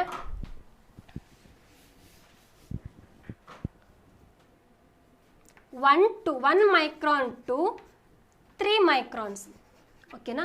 ಬ್ಯಾಕ್ಟೀರಿಯಾ ಏನಾಗಿರುತ್ತೆ 1 ಮೈಕ್ರಾನ್ ಟು 3 ಮೈಕ್ರಾನ್ಸ್ ಇರುತ್ತೆ. ಅದರಲ್ಲೂ ಅತ್ಯಂತ ಚಿಕ್ಕ ಬ್ಯಾಕ್ಟೀರಿಯಾ, ತುಂಬ ಕೆಳಮಟ್ಟದ ಬ್ಯಾಕ್ಟೀರಿಯಾ, ತುಂಬ ಚಿಕ್ಕ ಬ್ಯಾಕ್ಟೀರಿಯಾ ಅಂದರೆ 0.3 ಮೈಕ್ರಾನ್ಸ್ಗಳಷ್ಟು ಅವುಗಳ ಗಾತ್ರ ಇರುತ್ತೆ. ಸೊ ಫ್ರೆಂಡ್ಸ್, ಇಷ್ಟು ನೀವು ನೋಡಿದ್ವಲ್ಲ. ಇದುವರೆಗೂ ನಾವೇನು ತಿಳ್ಕೊಂಡ್ವಿ ಜೀವಕೋಶಗಳ ಅಧ್ಯಯನದಲ್ಲಿ. ಮೊದಲನೇದಾಗಿ ನಾನು ಯಾಕೆ ಇದನ್ನು ಹೇಳಿದೆ ಅಂತ ಅಂದರೆ, ಸೈನ್ಸ್ ಅಂತ ತಗೊಂಡ್ರೆ ಬೇಸಿಕ್ ಥಿಂಗ್ಸೇ ಸೆಲ್ಸ್ಗಳು. ಸೊ ಸೆಲ್ಸ್ಗಳ ಬಗ್ಗೆ ತಿಳ್ಕೊಳ್ದೆ ನಾವು ಮುಂದೆ ಏನೇ ತಿಳ್ಕೊಂಡ್ರು ಅದು ನಾವು ಸ್ಟೆಪ್ಸ್ ಇಲ್ದೇ ಶಿಖರಗಳನ್ನು ಹತ್ತದ ಹಾಗೆ. ಓಕೆನಾ. ಸೊ ಹಾಗಾಗಿ ನಾನು ನಿಮಗೆ ಬೇಸಿಕ್ ಥಿಂಗ್ಸನ್ನು ಹೇಳ್ಕೊಟ್ಟೆ. ಸೊ ನಮ್ಮ ನೆಕ್ಸ್ಟ್ ಏನಿದೆ ಅಂತ ಅಂದರೆ, ಇವಾಗ ಇಷ್ಟು ಏನು ತಿಳ್ಕೊಂಡ್ರಿ ಸೆಲ್ಸ್ ಬಗ್ಗೆ ತಿಳ್ಕೊಂಡ್ರಿ, ಯುಕ್ಯಾರಿಯೋಟಿಕ್ ಮತ್ತು ಪ್ರೊಕ್ಯಾರಿಯೋಟ್. ಸೊ ನೆಕ್ಸ್ಟು ಈ ಜೀವಕೋಶಗಳಲ್ಲಿ ಏನಿರುತ್ತೆ, ಕಣದಂಗಗಳಿರುತ್ತೆ ಅಂತ ನಾನು ಹೇಳಿದ್ದೆ. ಓಕೆನಾ. ಸೊ ಆ ಕಣದಂಗಗಳಲ್ಲಿ ಎಷ್ಟು ವಿಧಗಳಿರುತ್ತೆ, ಆ ಕಣದಂಗಗಳು ಅಂತಂದರೆ ಏನು, ಅವನ್ನ ಯಾವ ಆಧಾರದ ಮೇಲೆ ನಾವು ವಿಂಗಡಣೆ ಮಾಡಿದ್ದೀವಿ, ಅವಕ್ಕೆ ಏನು ಉದಾಹರಣೆಗಳು, ಅವುಗಳ ರಚನೆ ಏನು, ಆ ಕಣದಂಗಗಳಿಗೂ ಒಂದೊಂದು ಕಾರ್ಯ ಇದೆ, ಆ ಕಾರ್ಯಗಳೇನು ಅನ್ನೋದನ್ನ ನಾವು ತಿಳ್ಕೊ. ಸೊ ನಮ್ಮ ನೆಕ್ಸ್ಟ್ ಸ್ಲೈಡ್ ಅಂತ ಅಂದರೆ ಜೀವಕೋಶದಲ್ಲಿರುವಂತಹ ಕಣದಂಗಗಳ ರಚನೆ ಮತ್ತು ಅವುಗಳ ಕಾರ್ಯ. ಸೊ ಹಾಗಾದರೆ ಯಾವ ಯಾವ ಕಣದಂಗಗಳಿದೆ? ಸೊ ಆವಾಗಲೇ ನಾನು ಹೇಳಿದ್ದೆ ಪ್ಲಾಂಟ್ ಸೆಲ್ ಮತ್ತು animal cells. So plant cell ಮತ್ತು ಅನಿಮಲ್ ಸೆಲ್ಸಲ್ಲಿ ಏನೇನು ಕಣದಂಗಗಳು ಇರುತ್ತೆ ಅನ್ನೋದ್ರ ಬಗ್ಗೆ ನಾವು ಮೊದಲು ನೋಡೋಣ. ಫಸ್ಟ್ ಜೀವಕೋಶದಲ್ಲಿನ ಕಣದಂಗಗಳು. ಸೊ ಯಾವ್ಯಾವ ಕಣದಂಗಗಳು ಇರುತ್ತೆ? ಮೊದಲನೆಯದಾಗಿ mitochondria, ribosome, Golgi complex, endoplasmic reticulum, ಹಾಗೆಯೇ ಲೈಸೋಸೋಮ್, ಕೋಶ ಕೇಂದ್ರ, ಕ್ಲೋರೋಪ್ಲಾಸ್ಟ್, ಸೆಂಟ್ರೋಸೋಮ್, ಹಾಗೆಯೇ ಪ್ಲಾಸ್ಟಿಡ್ಗಳು. ಸೊ ಇದರಲ್ಲಿ ಕೆಲವೊಂದಿಷ್ಟು ಪ್ರಾಣಿ ಜೀವಕೋಶದಲ್ಲಿ ಇರಲ್ಲ, ಇನ್ನು ಕೆಲವೊಂದಿಷ್ಟು ಪ್ರಾಣಿ ಜೀವಕೋಶದಲ್ಲಿ ಇರತ್ತೆ. ಓಕೆನಾ. ಸೊ ಹಾಗಾದರೆ ಫಸ್ಟ್ ನಾನು ತಿಳ್ಕೊಬೇಕಾಗಿರೋದು ಕೋಶ ಪೊರೆ. ಸೊ ಈ ಕೋಶ ಪೊರೆ ಅಂದರೆ ಫ್ರೆಂಡ್ಸ್, ಈಗ ಏನು ನಾವು ಕಂಟೈನರ್ ಥರ, ಇವಾಗ ನೀರಿಗೆ ಯಾವುದೇ ರೀತಿ ಆಕಾರ ಗಾತ್ರಗಳು ಇರಲ್ಲ ಅಲ್ವಾ. ಸೊ ಅದನ್ನು ನಾವು ಒಂದು ಕಂಟೈನರನ್ನು ಕೊಟ್ಟರೆ ನಾವು ಅದಕ್ಕೊಂದು ಶೇಪ್ ಕೊಡಬೇಕು. ಸೊ ಆ್ಯಸ್ ಇಟ್ ಈಸ್ ಜೀವಕೋಶಕ್ಕೆ ಒಂದು ಶೇಪ್ ಬೇಕು, ಒಂದು ಘಡಿಸ್ಬೇಕು ಅಂತ ಅಂದರೆ ಸೊ ಅದಕ್ಕೆ ಕೋಶ ಪೊರೆ ಇರಲೇಬೇಕು. ಸೊ ಈ ಕೋಶ ಪೊರೆ ಪ್ಲಾಸ್ಮಾ ಪೊರೆ ಅಂತ ಕೂಡ ಕರೀತಾರೆ. ಯಾಕೆ ಪ್ಲಾಸ್ಮಾ ಪೊರೆ ಅಂತ ಕರೀತಾರೆ ಅಂತ ಅಂದರೆ, ಸೊ ಈ ಕೋಶ ಪೊರೆ ಏನು ಮಾಡುತ್ತೆ ಅಂತ ಅಂದರೆ ತನ್ನ ಜೀವಕೋಶದ ಒಳಗೂ ಮತ್ತು ಹೊರಗಿನ ಪರಿಸರಕ್ಕೂ ಏನು ಮಾಡುತ್ತೆ, ಮಧ್ಯವರ್ತಿಯಾಗಿ ವರ್ತಿಸುತ್ತೆ. ಸೊ ಆಗ ಅದು ಏನು ಮಾಡುತ್ತೆ ಅಂದರೆ ಕೆಲವೊಂದಿಷ್ಟು ವಸ್ತುಗಳನ್ನು ಒಳಗಡೆ ಬಿಟ್ಕೊಳ್ಳುತ್ತೆ, ಇನ್ನು ಕೆಲವೊಂದಿಷ್ಟು ವಸ್ತುಗಳನ್ನು ಹೊರಗಡೆ ಹಾಕುತ್ತೆ. ಹಾಗಾಗಿ ಇದನ್ನು ಪ್ಲಾಸ್ಮಾ ಪೊರೆ ಅಥವಾ ಸೆಮಿ ಪೆರ್ಮಿಯಬಲ್ ಮೆಂಬ್ರೇನ್ ಅಂದರೆ ಇಲ್ಲಿ ಕೊಟ್ಟಿದ್ದಾರೆ ನೋಡಿ, ಅರೆ ಪಾರಕ ಪೊರೆ ಅಂತ ಕೂಡ ನಾವು ಕರಿತೀವಿ. ಯಾಕೆ ಅಂದರೆ ವಸ್ತುಗಳನ್ನು ಟ್ರಾನ್ಸ್ಪೋರ್ಟ್ ಮಾಡೋದಕ್ಕೆ ಮಧ್ಯವರ್ತಿಯಾಗಿ ಇದೇನು ಮಾಡುತ್ತೆ, ವರ್ತಿಸೋದ್ರಿಂದ ಇದನ್ನು ನಾವೇನಂತ ಕರಿತೀವಿ, ಪ್ಲಾಸ್ಮಾ ಪೊರೆ ಅಥವಾ ಇನ್ನೊಂದು ಹೆಸರಿಂದ ಅರೆ ಪಾರಕ ಪೊರೆ ಅಂತ ಹೇಳಿಬಿಟ್ಟು ಕರಿತೀವಿ. ಹಾಗಾದರೆ ಇದರ ಕೆಲಸ ಏನು? ಜೀವಕೋಶಕ್ಕೆ ನಿರ್ದಿಷ್ಟ ಆಕಾರವನ್ನು ಕೊಡೋದು ಮತ್ತು ಹೊರಗೆ ಮತ್ತು ಒಳಗಡೆ ಇರುವಂತಹ ವಸ್ತುಗಳನ್ನು ಒಳಗಿಂದ ಹೊರಗೆ, ಹೊರಗಿಂದ ಒಳಗೆ ಯಾವುದರ ಮೂಲಕ ನೀವು ಕೇಳೇ ಇರ್ಬೋದು, ಆಸ್ಮೋಸಿಸ್ ಮತ್ತು ಡಿಫ್ಯೂಷನ್, ಅಭಿಸರಣೆ ಮತ್ತು ಪ್ರತಿಸರಣೆ ಅಂತ ಕೇಳಿರ್ತೀರ. ಓಕೆನಾ. ಸೊ ಆಸ್ಮೋಸಿಸ್ ಮತ್ತು ಡಿಫ್ಯೂಷನ್ಗಳ ಮೂಲಕ ಏನು ಮಾಡುತ್ತೆ ಅಂದರೆ ವಸ್ತುಗಳನ್ನು ಹೊರಗೆ ಮತ್ತು ಒಳಗಡೆ ಟ್ರಾನ್ಸ್ಪೋರ್ಟ್ ಮಾಡ್ಕೊಳ್ಳುತ್ತೆ.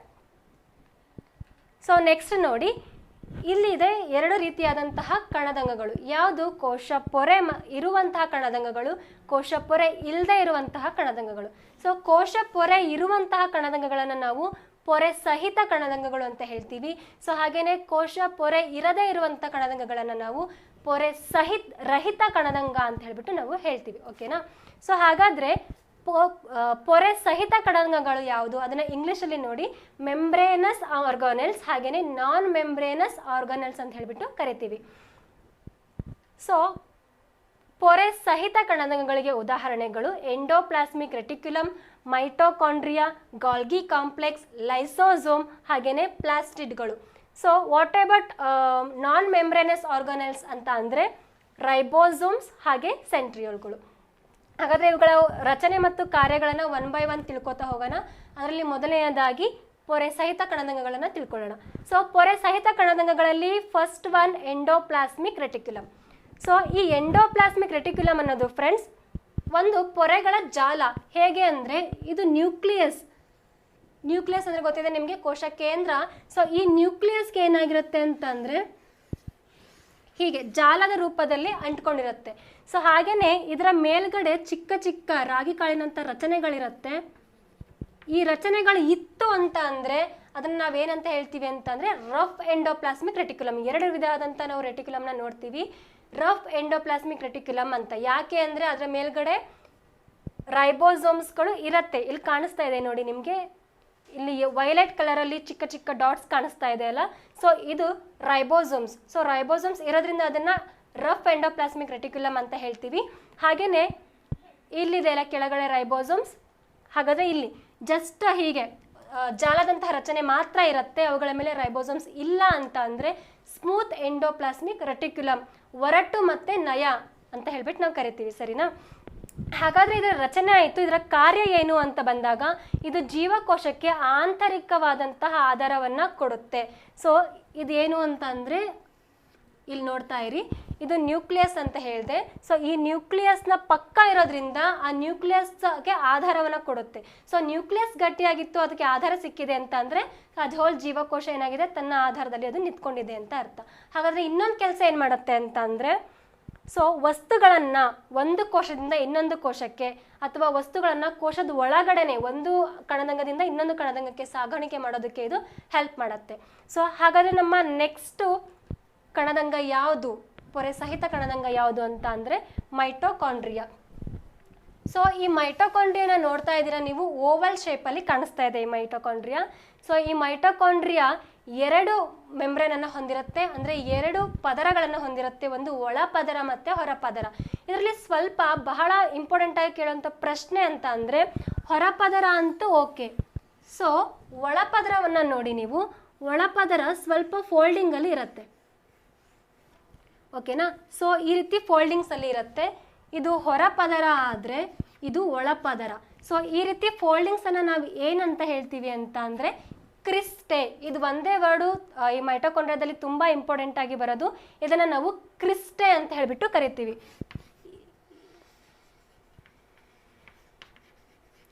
ಕ್ರಿಸ್ಟೆ ಅಂತ ಹೇಳ್ಬಿಟ್ಟು ಕರಿತೀವಿ, ಓಕೆನಾ? ಸೊ ಇದು ಮೈಟೋಕಾಂಡ್ರಿಯಾದ ರಚನೆ 2 ಪದರಗಳಿಂದ ಆಗಿರುತ್ತೆ. ಸೊ ಇನ್ನರ್ ಮೆಂಬ್ರೇನ್ ಏನಾಗಿರುತ್ತೆ ಅಂದರೆ ಸ್ವಲ್ಪ ಫೋಲ್ಡಿಂಗಲ್ಲಿರುತ್ತೆ. ಸೊ ಮಡಿಕೆಗಳ ರೂಪದಲ್ಲಿರುತ್ತೆ. ಈ ಮಡಿಕೆಗಳನ್ನು ನಾವು ಕ್ರಿಸ್ಟೆ ಅಂತ ಹೇಳ್ಬಿಟ್ಟು ಕರಿತೀವಿ. ಹಾಗಾದರೆ ಇದರ ಕೆಲಸ ಏನು ಅಂತ ಬಂದಾಗ ಇದನ್ನು ನಾವು ಉಸಿರಾಟದ ಕೇಂದ್ರ ಹಾಗೇನೆ ಶಕ್ತಿ ಉತ್ಪಾದನಾ ಕೇಂದ್ರ ಅಂತ ಕೂಡ ಕರಿತೀವಿ, ಓಕೆನಾ?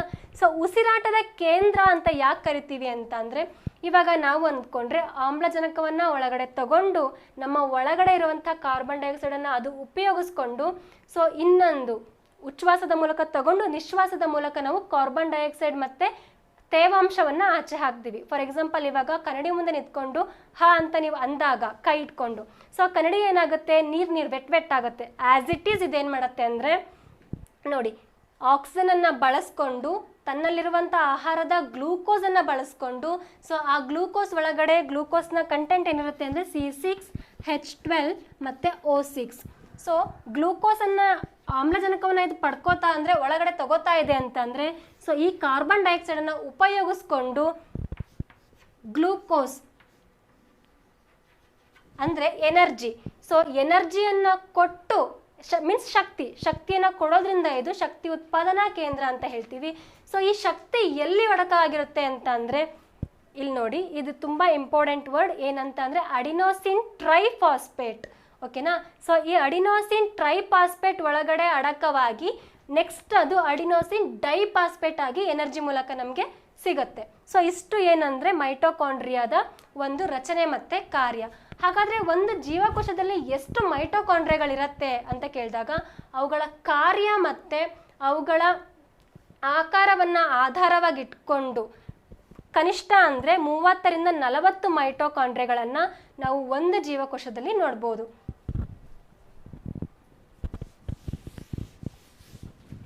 ಸೊ ನೆಕ್ಸ್ಟ್ ನೋಡಿ ಲೈಸೋಸೋಮ್ಸ್.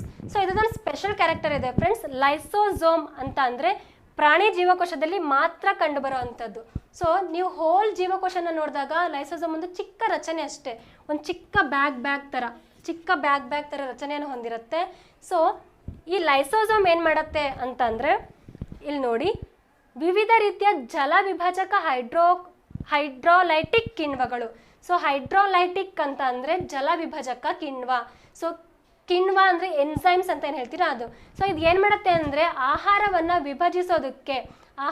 ವಿಭಜಿಸೋದಕ್ಕೆ ಈ ಲೈಸೋಸೋಮ್ ಹೆಲ್ಪ್ ಮಾಡುತ್ತೆ. ಯಾವುದರ ಮೂಲಕ ಅಂದರೆ ಜಲ ವಿಭಜಕ ಕಿಣ್ವಗಳನ್ನು ಉಪಯೋಗಿಸ್ಕೊಂಡು. ಹಾಗೆ ಇದರ ಇನ್ನೊಂದು ಕಾರ್ಯ ಅಂತ ಅಂದರೆ ಯಾವ ರೋಗಗ್ರಸ್ತ ಜೀವಕೋಶಗಳು ಇರುತ್ತೋ, ಅಂದರೆ ತಾನು ಕೆಲಸ ಮಾಡೋದಕ್ಕೆ ಶಕ್ತ ಅಲ್ಲ ಅನ್ನೋವಂಥ ಜೀವಕೋಶಗಳಿರುತ್ತೋ, ಸೊ ಅವುಗಳನ್ನೆಲ್ಲ ತನ್ನನ್ನು ತಾನೇ ಕೊಂದುಕೊಂಡು ಒಂದು ಕಡೆ ತೊಗೊಂಡು ಹೋಗ್ಬಿಟ್ಟು ಸಾಗಿ ಹಾಕುತ್ತೆ. ಹಾಗಾಗಿ ಇದನ್ನು ತನ್ನನ್ನು ತಾನೇ ಸೂಸೈಡ್ ಮಾಡ್ಕೊಳ್ಳೋದ್ರಿಂದ ಇದನ್ನ ಏನಂತ ಹೇಳ್ತೀವಿ ಇಂಗ್ಲೀಷಲ್ಲಿ ಅಂದರೆ suicidal bag. So suicidal bag ಅಥವಾ ಕನ್ನಡದಲ್ಲಿ ಆತ್ಮಹತ್ಯಾ ಸಂಚಿಗಳು ಅಂತ ಹೇಳಿಬಿಟ್ಟು ಕರಿತೀವಿ. ಸೊ ಇಷ್ಟು ನಮ್ಮ ಲೈಸೋಸೋಮ್. ಇದರ ಸ್ಪೆಷಲ್ ಕ್ಯಾರೆಕ್ಟರ್ ಪ್ರಾಣಿ ಜೀವಕೋಶದಲ್ಲಿ ಮಾತ್ರ ಕಂಡುಬರುತ್ತೆ. ಹಾಗೆ ನಮ್ಮ ನೆಕ್ಸ್ಟ್ ಯಾವುದು ಅಂತ ಅಂದರೆ ಗಾಲ್ಗಿ ಸಂಕೀರ್ಣ ಅಥವಾ ಗಾಲ್ಗಿ ಅಪರೇಟಸ್ ಅಥವಾ ಗಾಲ್ಗಿ ಕಾಂಪ್ಲೆಕ್ಸ್ ಅಂತ ಕೂಡ ಹೇಳ್ಬೋದು. ಸೊ ಈ ಗಾಲ್ಗಿ ಕಾಂಪ್ಲೆಕ್ಸ್ನ ರಚನೆ ನೋಡಿ, ಕೆಲವೊಂದಿಷ್ಟು ಏನಾಗಿದೆ ಅಂತ ಅಂದರೆ ಚಿಕ್ಕ ಚಿಕ್ಕ ನಾಳಗಳ ರೂಪದಲ್ಲಿರುತ್ತೆ, ಇನ್ನು ಕೆಲವೊಂದಿಷ್ಟು ಚಿಕ್ಕದಾಗಿರುವಂತಹ ಕಣಗಳ ರೂಪದಲ್ಲಿರುತ್ತೆ. ಓಕೆನಾ, ಎರಡು ರೀತಿ ನೋಡ್ತೀವಿ, ಒಂದು ಕಣಗಳ ರೂಪದಲ್ಲಿ, ಇನ್ನೊಂದು ನಾಳಗಳ ರೂಪದಲ್ಲಿ. ಸೊ ಹಾಗಾದರೆ ಈ ಗಾಲ್ಗಿ ಕಾಂಪ್ಲೆಕ್ಸ್ ಏನು ಕೆಲಸ ಮಾಡುತ್ತೆ ಅಂತ ಅಂದರೆ ಕೋಶೀಯ ಚಟುವಟಿಕೆಗಳಿಗೆ ನೆರವಾಗುವ ರಾಸಾಯನಿಕಗಳು. ನಾನು ಮುಂಚೆ ಒಂದು ವರ್ಡನ್ನು ಯೂಸ್ ಮಾಡಿದೆ, ರಾಸಾಯನಿಕಗಳ ಉತ್ಪಾದನೆ ಅಂತ ಹೇಳ್ಬಿಟ್ಟು. ಓಕೆನಾ, ಸೊ ಈ ರಾಸಾಯನಿಕಗಳು ಜೀವಕೋಶಕ್ಕೆ ಬೇಕು ಯಾವಾಗ ತನ್ನ ಶಕ್ತಿಯನ್ನು ಬಿಡುಗಡೆ ಮಾಡಬೇಕಾದ್ರೆ ಅಥವಾ ತನ್ನ ಕೆಲಸಗಳನ್ನು ಮಾಡಬೇಕಾದ್ರೆ. ಸೊ ಆ ರಾಸಾಯನಿಕಗಳು ಎಲ್ಲಿಂದ ಬರುತ್ತೆ, ಅದಕ್ಕೊಂದು ಕೆಲಸ ಬೇಕಲ್ವಾ. ಸೊ ಹಾಗಾಗಿ ನಮ್ಮ ಗಾಲ್ಗಿ ಸಂಕೀರ್ಣ ಏನು ಮಾಡುತ್ತೆ ಅಂದರೆ ರಾಸಾಯನಿಕಗಳನ್ನು ಯಾವುದಕ್ಕೆ ಬೇಕಾಗಿರುತ್ತೆ ಆ ರಾಸಾಯನಿಕಗಳನ್ನು ಉತ್ಪಾದನೆ ಮಾಡುವಂತಹ ಕೆಲಸವನ್ನು ಅಥವಾ ಸ್ರವಿಸುವಂಥ ಕೆಲಸವನ್ನು ನಮ್ಮ ಗಾಲ್ಗಿ ಕಾಂಪ್ಲೆಕ್ಸ್ ಮಾಡುತ್ತೆ. ಸೊ ನಮ್ಮ ನೆಕ್ಸ್ಟು ಕಣದಂಗ ಯಾವುದು ಅಂತಂದರೆ ಪ್ಲಾಸ್ಟಿಡ್. ನಿಮ್ಮ ಕನ್ನಡದಲ್ಲಿ ವರ್ಣಕಗಳು ಅಂತ ಹೇಳ್ತೀವಿ. ಸೊ ವರ್ಣಕಗಳು ಅಂದ ತಕ್ಷಣ ನಮಗೆ ಗೊತ್ತಾಗಬೇಕು ಪ್ಲ್ಯಾಂಟ್. ಸೊ ಈ ಪ್ಲಾಸ್ಟಿಡ್ ಅಥವಾ ವರ್ಣಕಗಳು ಪ್ಲ್ಯಾಂಟ್ಸ್ಗಳಲ್ಲಿ ಮಾತ್ರ ಕಂಡುಬರುತ್ತೆ. ಸೊ ಬಹಳಷ್ಟು ರೀತಿಯ ವರ್ಣಕಗಳಿದೆ. ಇಲ್ಲಿ ಕಾಣಿಸ್ತಾ ಇರ್ಬೋದು ನಿಮಗೆ ಪ್ರೋಪ್ಲಾಸ್ಟಿಡ್, ಲ್ಯೂಕೋಪ್ಲಾಸ್ಟಿಡ್, ಇಟಿಯೋಪ್ಲಾಸ್ಟಿಡ್, ಹಾಗೆಯೇ ಅಮೈಲೋಪ್ಲಾಸ್ಟ್, ಕ್ರೋಮೋಪ್ಲಾಸ್ಟ್, ಎಲಾಯೋಪ್ಲಾಸ್ಟ್, ಹಾಗೆಯೇ ಪ್ರೋಟೀನ್ ಪ್ಲಾಸ್ಟ್, ಹಾಗೆಯೇ ಕ್ಲೋರೋಪ್ಲಾಸ್ಟ್. ನಾವಿದರಲ್ಲಿ ಆಲ್ಮೋಸ್ಟ್ ತುಂಬ ಕೇಳಿರೋವಂಥದ್ದು ಕ್ಲೋರೋಪ್ಲಾಸ್ಟ್. ಅದಕ್ಕೂ ಸ್ವಲ್ಪ ತಿಳ್ಕೊಂಡವ್ರು ಕೇಳಿರ್ತಾರೆ ಕ್ರೋಮೋಪ್ಲಾಸ್ಟ್, ಅದಕ್ಕೂ ಸ್ವಲ್ಪ ತಿಳ್ಕೊಂಡವರು ಲ್ಯೂಕೋಪ್ಲಾಸ್ಟ್. ಓಕೆನಾ, ಸೊ ಹಾಗಾಗಿ ನಾವು ಇದು ಮೂರ ಬಗ್ಗೆ ನಾನು ನಿಮಗೆ ಹೇಳ್ತೀನಿ. ಇಲ್ಲಿ ಕಾಣಿಸ್ತಾ ಇದೆಯಲ್ಲ ಫ್ರೆಂಡ್ಸ್, ಲ್ಯೂಕೋಪ್ಲಾಸ್ಟ್. ಓಕೆನಾ, ಸೊ ಈ ವರ್ಣಕ ಏನು ಮಾಡುತ್ತೆ ಅಂತ, ಈ ವರ್ಣಕ ಎಲ್ಲಿರುತ್ತೆ ಅಂತ ಅಂದರೆ ಬೇರುಗಳಲ್ಲಿ. ಸೊ ಸ್ಟಾರ್ಟಿಂಗ್ ಬೇರುಗಳಲ್ಲಿ ಇರುತ್ತೆ. ಯಾಕೆ ಲ್ಯೂಕೋ ಹೆಸರು ಹೇಳ್ತಿದ್ದಂಗೆ ಲ್ಯೂಕೋ ಇಲ್ಲದೆ ಇರುವಂಥದ್ದು, ವರ್ಣಕ ಇಲ್ಲದೆ ಇರುವಂತಹ ಈ ಪ್ಲಾಸ್ಟ್ಗಳನ್ನು ನಾವು ಲ್ಯೂಕೋಪ್ಲಾಸ್ಟ್ ಅಂತ ಹೇಳ್ತೀವಿ. ಸೊ ಇದು ಹೆಚ್ಚಾಗಿ ಬೇರುಗಳಲ್ಲಿ ಕಂಡುಬರುತ್ತೆ.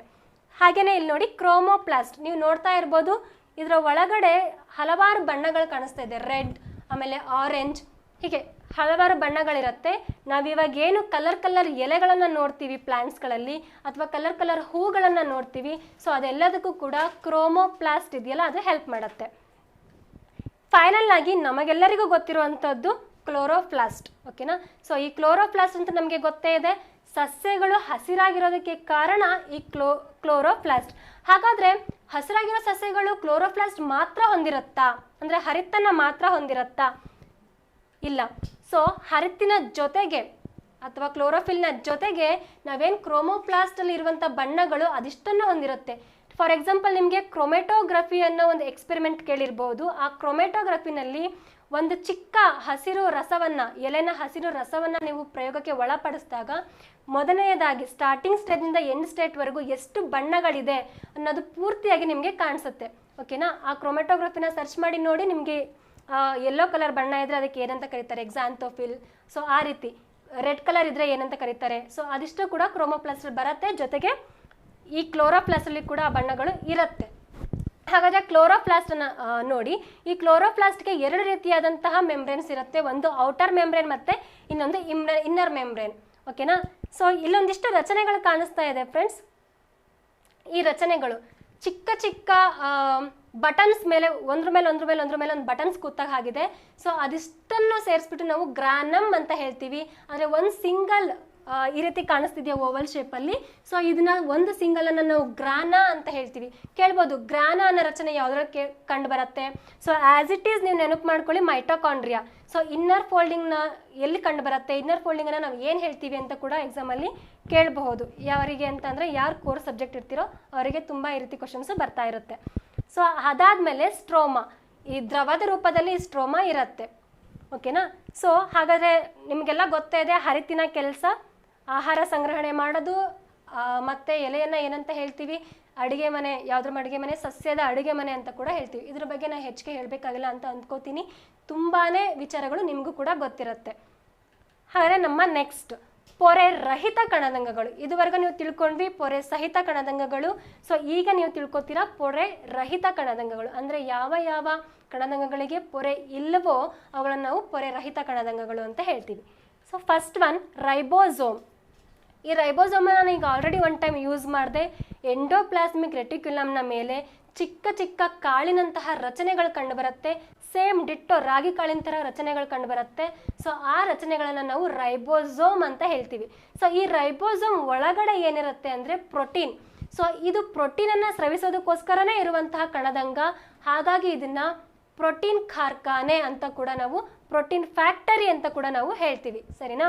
ಸೊ ಇಷ್ಟು ನಿಮ್ಮ ರೈಬೋಸೋಮ್ಸ್. ಈ ರೈಬೋಸೋಮ್ ಎಲ್ಲಿರುತ್ತೆ ಅಂದರೆ ಎಂಡೋಪ್ಲಾಸ್ಮಿಕ್ ರೆಟಿಕ್ಯುಲಮ್ನ ಮೇಲ್ಗಡೆ, ಅಥವಾ ಸ್ವತಂತ್ರವಾಗೂ ಕೂಡ ಇರ್ಬೋದು. ನೀಲಾಜಾಲವಾಗಿ ಈ ಏನು ಕೋಶ ದ್ರವ್ಯ ಅಂತ ಹೇಳ್ತೀವಿ, ಸೊ ಆ ಕೋಶ ದ್ರವ್ಯದ ಒಳಗೂ ಕೂಡ ನೀಲಾಜಲವಾಗಿ ಓಡಾಡಿಕೊಂಡು ಇರುತ್ತೆ. ಯಾವುದಂದ್ರೆ ಈ ರೈಬೋಸೋಮ್ಸ್. So next centriole.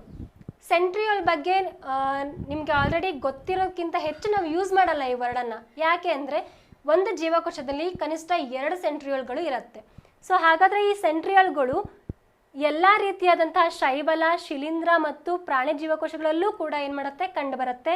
ಇಲ್ಲಿ ನೋಡ್ತಾ ಇರ್ಬೋದು 2 ಸೆಂಟ್ರಿಯೋಲ್ಗಳು ಇರುತ್ತೆ. ಸೊ ಈ ಸೆಂಟ್ರಿಯೋಲ್ಗಳು ಒಂದು ಕಡ್ಡಿನ ಇನ್ನೊಂದು ಪಕ್ಕಕ್ಕೆ ಸುತ್ತಿ ಸುತ್ತಿ ಸುತ್ತಿ ಮಡಚಿದ್ರೆ ಹೇಗೆ ಕಾಣಿಸುತ್ತೋ ಹಾಗೆ ಕಾಣಿಸ್ತಾ ಇರುತ್ತೆ. ಸೇಮ್ ಡಿಟ್ಟೋ ಹಾಗೆ ಕಾಣಿಸ್ತಾ ಇರುತ್ತೆ, 2 ಇರುತ್ತೆ. ಸೊ ಸಾಮಾನ್ಯವಾಗಿ 2 ಸೆಂಟ್ರಿಯೋಲ್ಗಳು ಕೋಶ ಕೇಂದ್ರದ ಸಮೀಪದಲ್ಲಿದ್ದು ಇವುಗಳ ಕಾರ್ಯ ನೋಡಿ.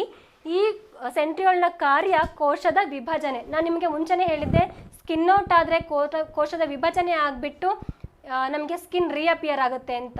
ಸೊ ಈ ರೀತಿ ರೀಅಪಿಯರ್ ಆಗೋದಕ್ಕೆ ಅಥವಾ ಕೋಶಗಳು ಒಂದಕ್ಕೊಂದು ವಿಭಜನೆ ಆಗಿಬಿಟ್ಟು ತನ್ನ ಅಭಿವೃದ್ಧಿಯನ್ನು ಮಾಡ್ಕೊಳ್ಳೋದಕ್ಕೆ ಏನು ಹೆಲ್ಪ್ ಮಾಡುತ್ತೆ, ಈ ಸೆಂಟ್ರಿಯೋಲ್ಗಳು ಹೆಲ್ಪ್ ಮಾಡುತ್ತೆ. ಹಾಗಾದರೆ ಸೆಂಟ್ರಿಯೋಲ್ನ ಕಾರ್ಯ ಕೋಶ ವಿಭಜನೆಗೆ ಸಹಕರಿಸುವಂಥದ್ದು. ಸೊ ನೆಕ್ಸ್ಟ್ ನೋಡಿ ಫ್ರೆಂಡ್, ರಸಧಾನಿಗಳು ಅಂದರೆ ನೀವೇನು ವ್ಯಾಕ್ಯೂಲ್ಸ್ ಅಂತ ಕರಿತೀರಾ, ಅದು ಇಂಗ್ಲೀಷ್ನಲ್ಲಿ ವ್ಯಾಕ್ಯೂಲ್ಸ್. ಸೊ ಈ ವ್ಯಾಕ್ಯೂಲ್ಸ್ಗಳು ಚಿಕ್ಕದಾಗಿರುವಂಥ ಕುಳಿಗಳು. ವ್ಯಾಕ್ಯೂಲ್ಸ್ ಸೇಮ್ ಚಿಕ್ಕದಾಗಿರುವಂಥ ಈ ರೀತಿ ಕುಳಿಗಳ ರೂಪದಲ್ಲಿರುತ್ತೆ. ಸೊ ಇವುಗಳನ್ನು ನಾವು ವ್ಯಾಕ್ಯೂಲ್ಸ್ ಅಂತ ಹೇಳ್ತೀವಿ. ಅಥವಾ ಒಂದು ಸಸ್ಯ ಜೀವಕೋಶ ಅಂತ ತಗೊಂಡ್ರೆ ಅಥವಾ ಒಂದು ಪ್ರಾಣಿ ಜೀವಕೋಶ ಅಂತ ತಗೊಂಡ್ರೆ ಈ ರೀತಿ ರಚನೆಗಳು ಕಂಡುಬರುತ್ತೆ. ಖಾಲಿ ಸ್ಪೇಸ್ ಥರ ಕೊಟ್ಟಿರ್ತಾರೆ ಚಿತ್ರದಲ್ಲಿ. ಓಕೆನಾ. ಸೊ ಅದೇನಂತ ಅಂದರೆ ರಸಧಾನಿಗಳು. ಇದರ ಒಳಗಡೆ ರಸ ಇರುತ್ತೆ, ಕೋಶ ರಸ ಇರುತ್ತೆ. ಸೊ ಅದನ್ನು ಇಂಗ್ಲೀಷ್ನಲ್ಲಿ ನಾವು ಸೆಲ್ ಸ್ಯಾಪ್ ಅಂತ ಹೇಳ್ತೀವಿ.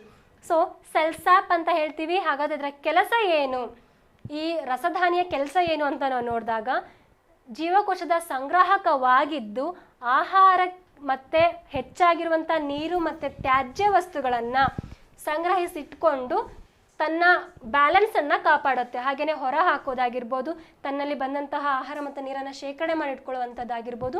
ಈ ರೀತಿ ಕೆಲಸಗಳನ್ನು ನಮ್ಮ ರಸಧಾನಿಗಳು ಮಾಡುತ್ತೆ. ಸೊ ನೆಕ್ಸ್ಟು ಕೋಶ ಕೇಂದ್ರ.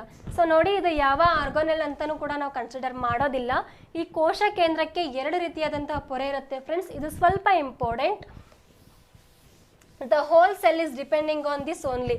ಸೊ ಈ ಸ್ಟ್ರಕ್ಚರ್ನ ಮೇಲೇ ನಮ್ಮ ಹೋಲ್ ಸೆಲ್ಲು ಡಿಪೆಂಡೆಂಟ್ ಆಗಿ ಇರುತ್ತೆ. ಹೋಲ್ ಸೆಲ್ ಏನು, ನಾವು ಕೂಡ ಅದ್ರ ಮೇಲೇ ಡಿಪೆಂಡೆಂಟ್ ಆಗಿರ್ತೀವಿ. ಸೊ ಒಂದು ಕೋಶ, ಜೀವಕೋಶದ ಒಳಗಡೆ ಇರುವಂತಹ ಕೋಶ ಕೇಂದ್ರ ಅಂದ್ಕೊಂಡ್ರೆ ಇದಕ್ಕೆ 2 ಮೆಂಬ್ರೇನ್ಗಳು ಇರುತ್ತೆ. ಸೊ ಈ ಹೊರ ಮೆಂಬ್ರೇನಲ್ಲಿ ಚಿಕ್ಕ ಚಿಕ್ಕ ಗ್ಯಾಪ್ಗಳು ಕೂಡ ಇರುತ್ತೆ. ಓಕೆನಾ. ಇಲ್ಲಿ ಕಾಣಿಸ್ತಿದೆಯಲ್ಲ ಈ ಗ್ಯಾಪ್ಗಳು. ಸೊ ಈ ಗ್ಯಾಪ್ಗಳು ಕಂಡು ಬರುತ್ತೆ. ಹಾಗೇನೆ ಇದರ ಒಳಗಡೆ ಚಿಕ್ಕದಾಗಿ ಕಿರುಕೋಶ ಕೇಂದ್ರ ನಿಮಗೆ ಕಾಣಿಸ್ತಾ ಇದೆ ಅಂದ್ಕೋತೀನಿ. ಇಲ್ಲಿ ನೋಡಿ, ಇದರ ಒಳಗಡೆ ಕಿರುಕೋಶ ಕೇಂದ್ರ, ಅದನ್ನು ಇಂಗ್ಲೀಷ್ನಲ್ಲಿ ನ್ಯೂಕ್ಲಿಯೋಲಸ್ ಅಂತ ಹೇಳ್ತಾರೆ. ನಮಗೆ ಇಂಪಾರ್ಟೆಂಟ್ ಬೇಕಾಗಿರೋದು ಈ ನ್ಯೂಕ್ಲಿಯೋಲಸ್. ಓಕೆನಾ.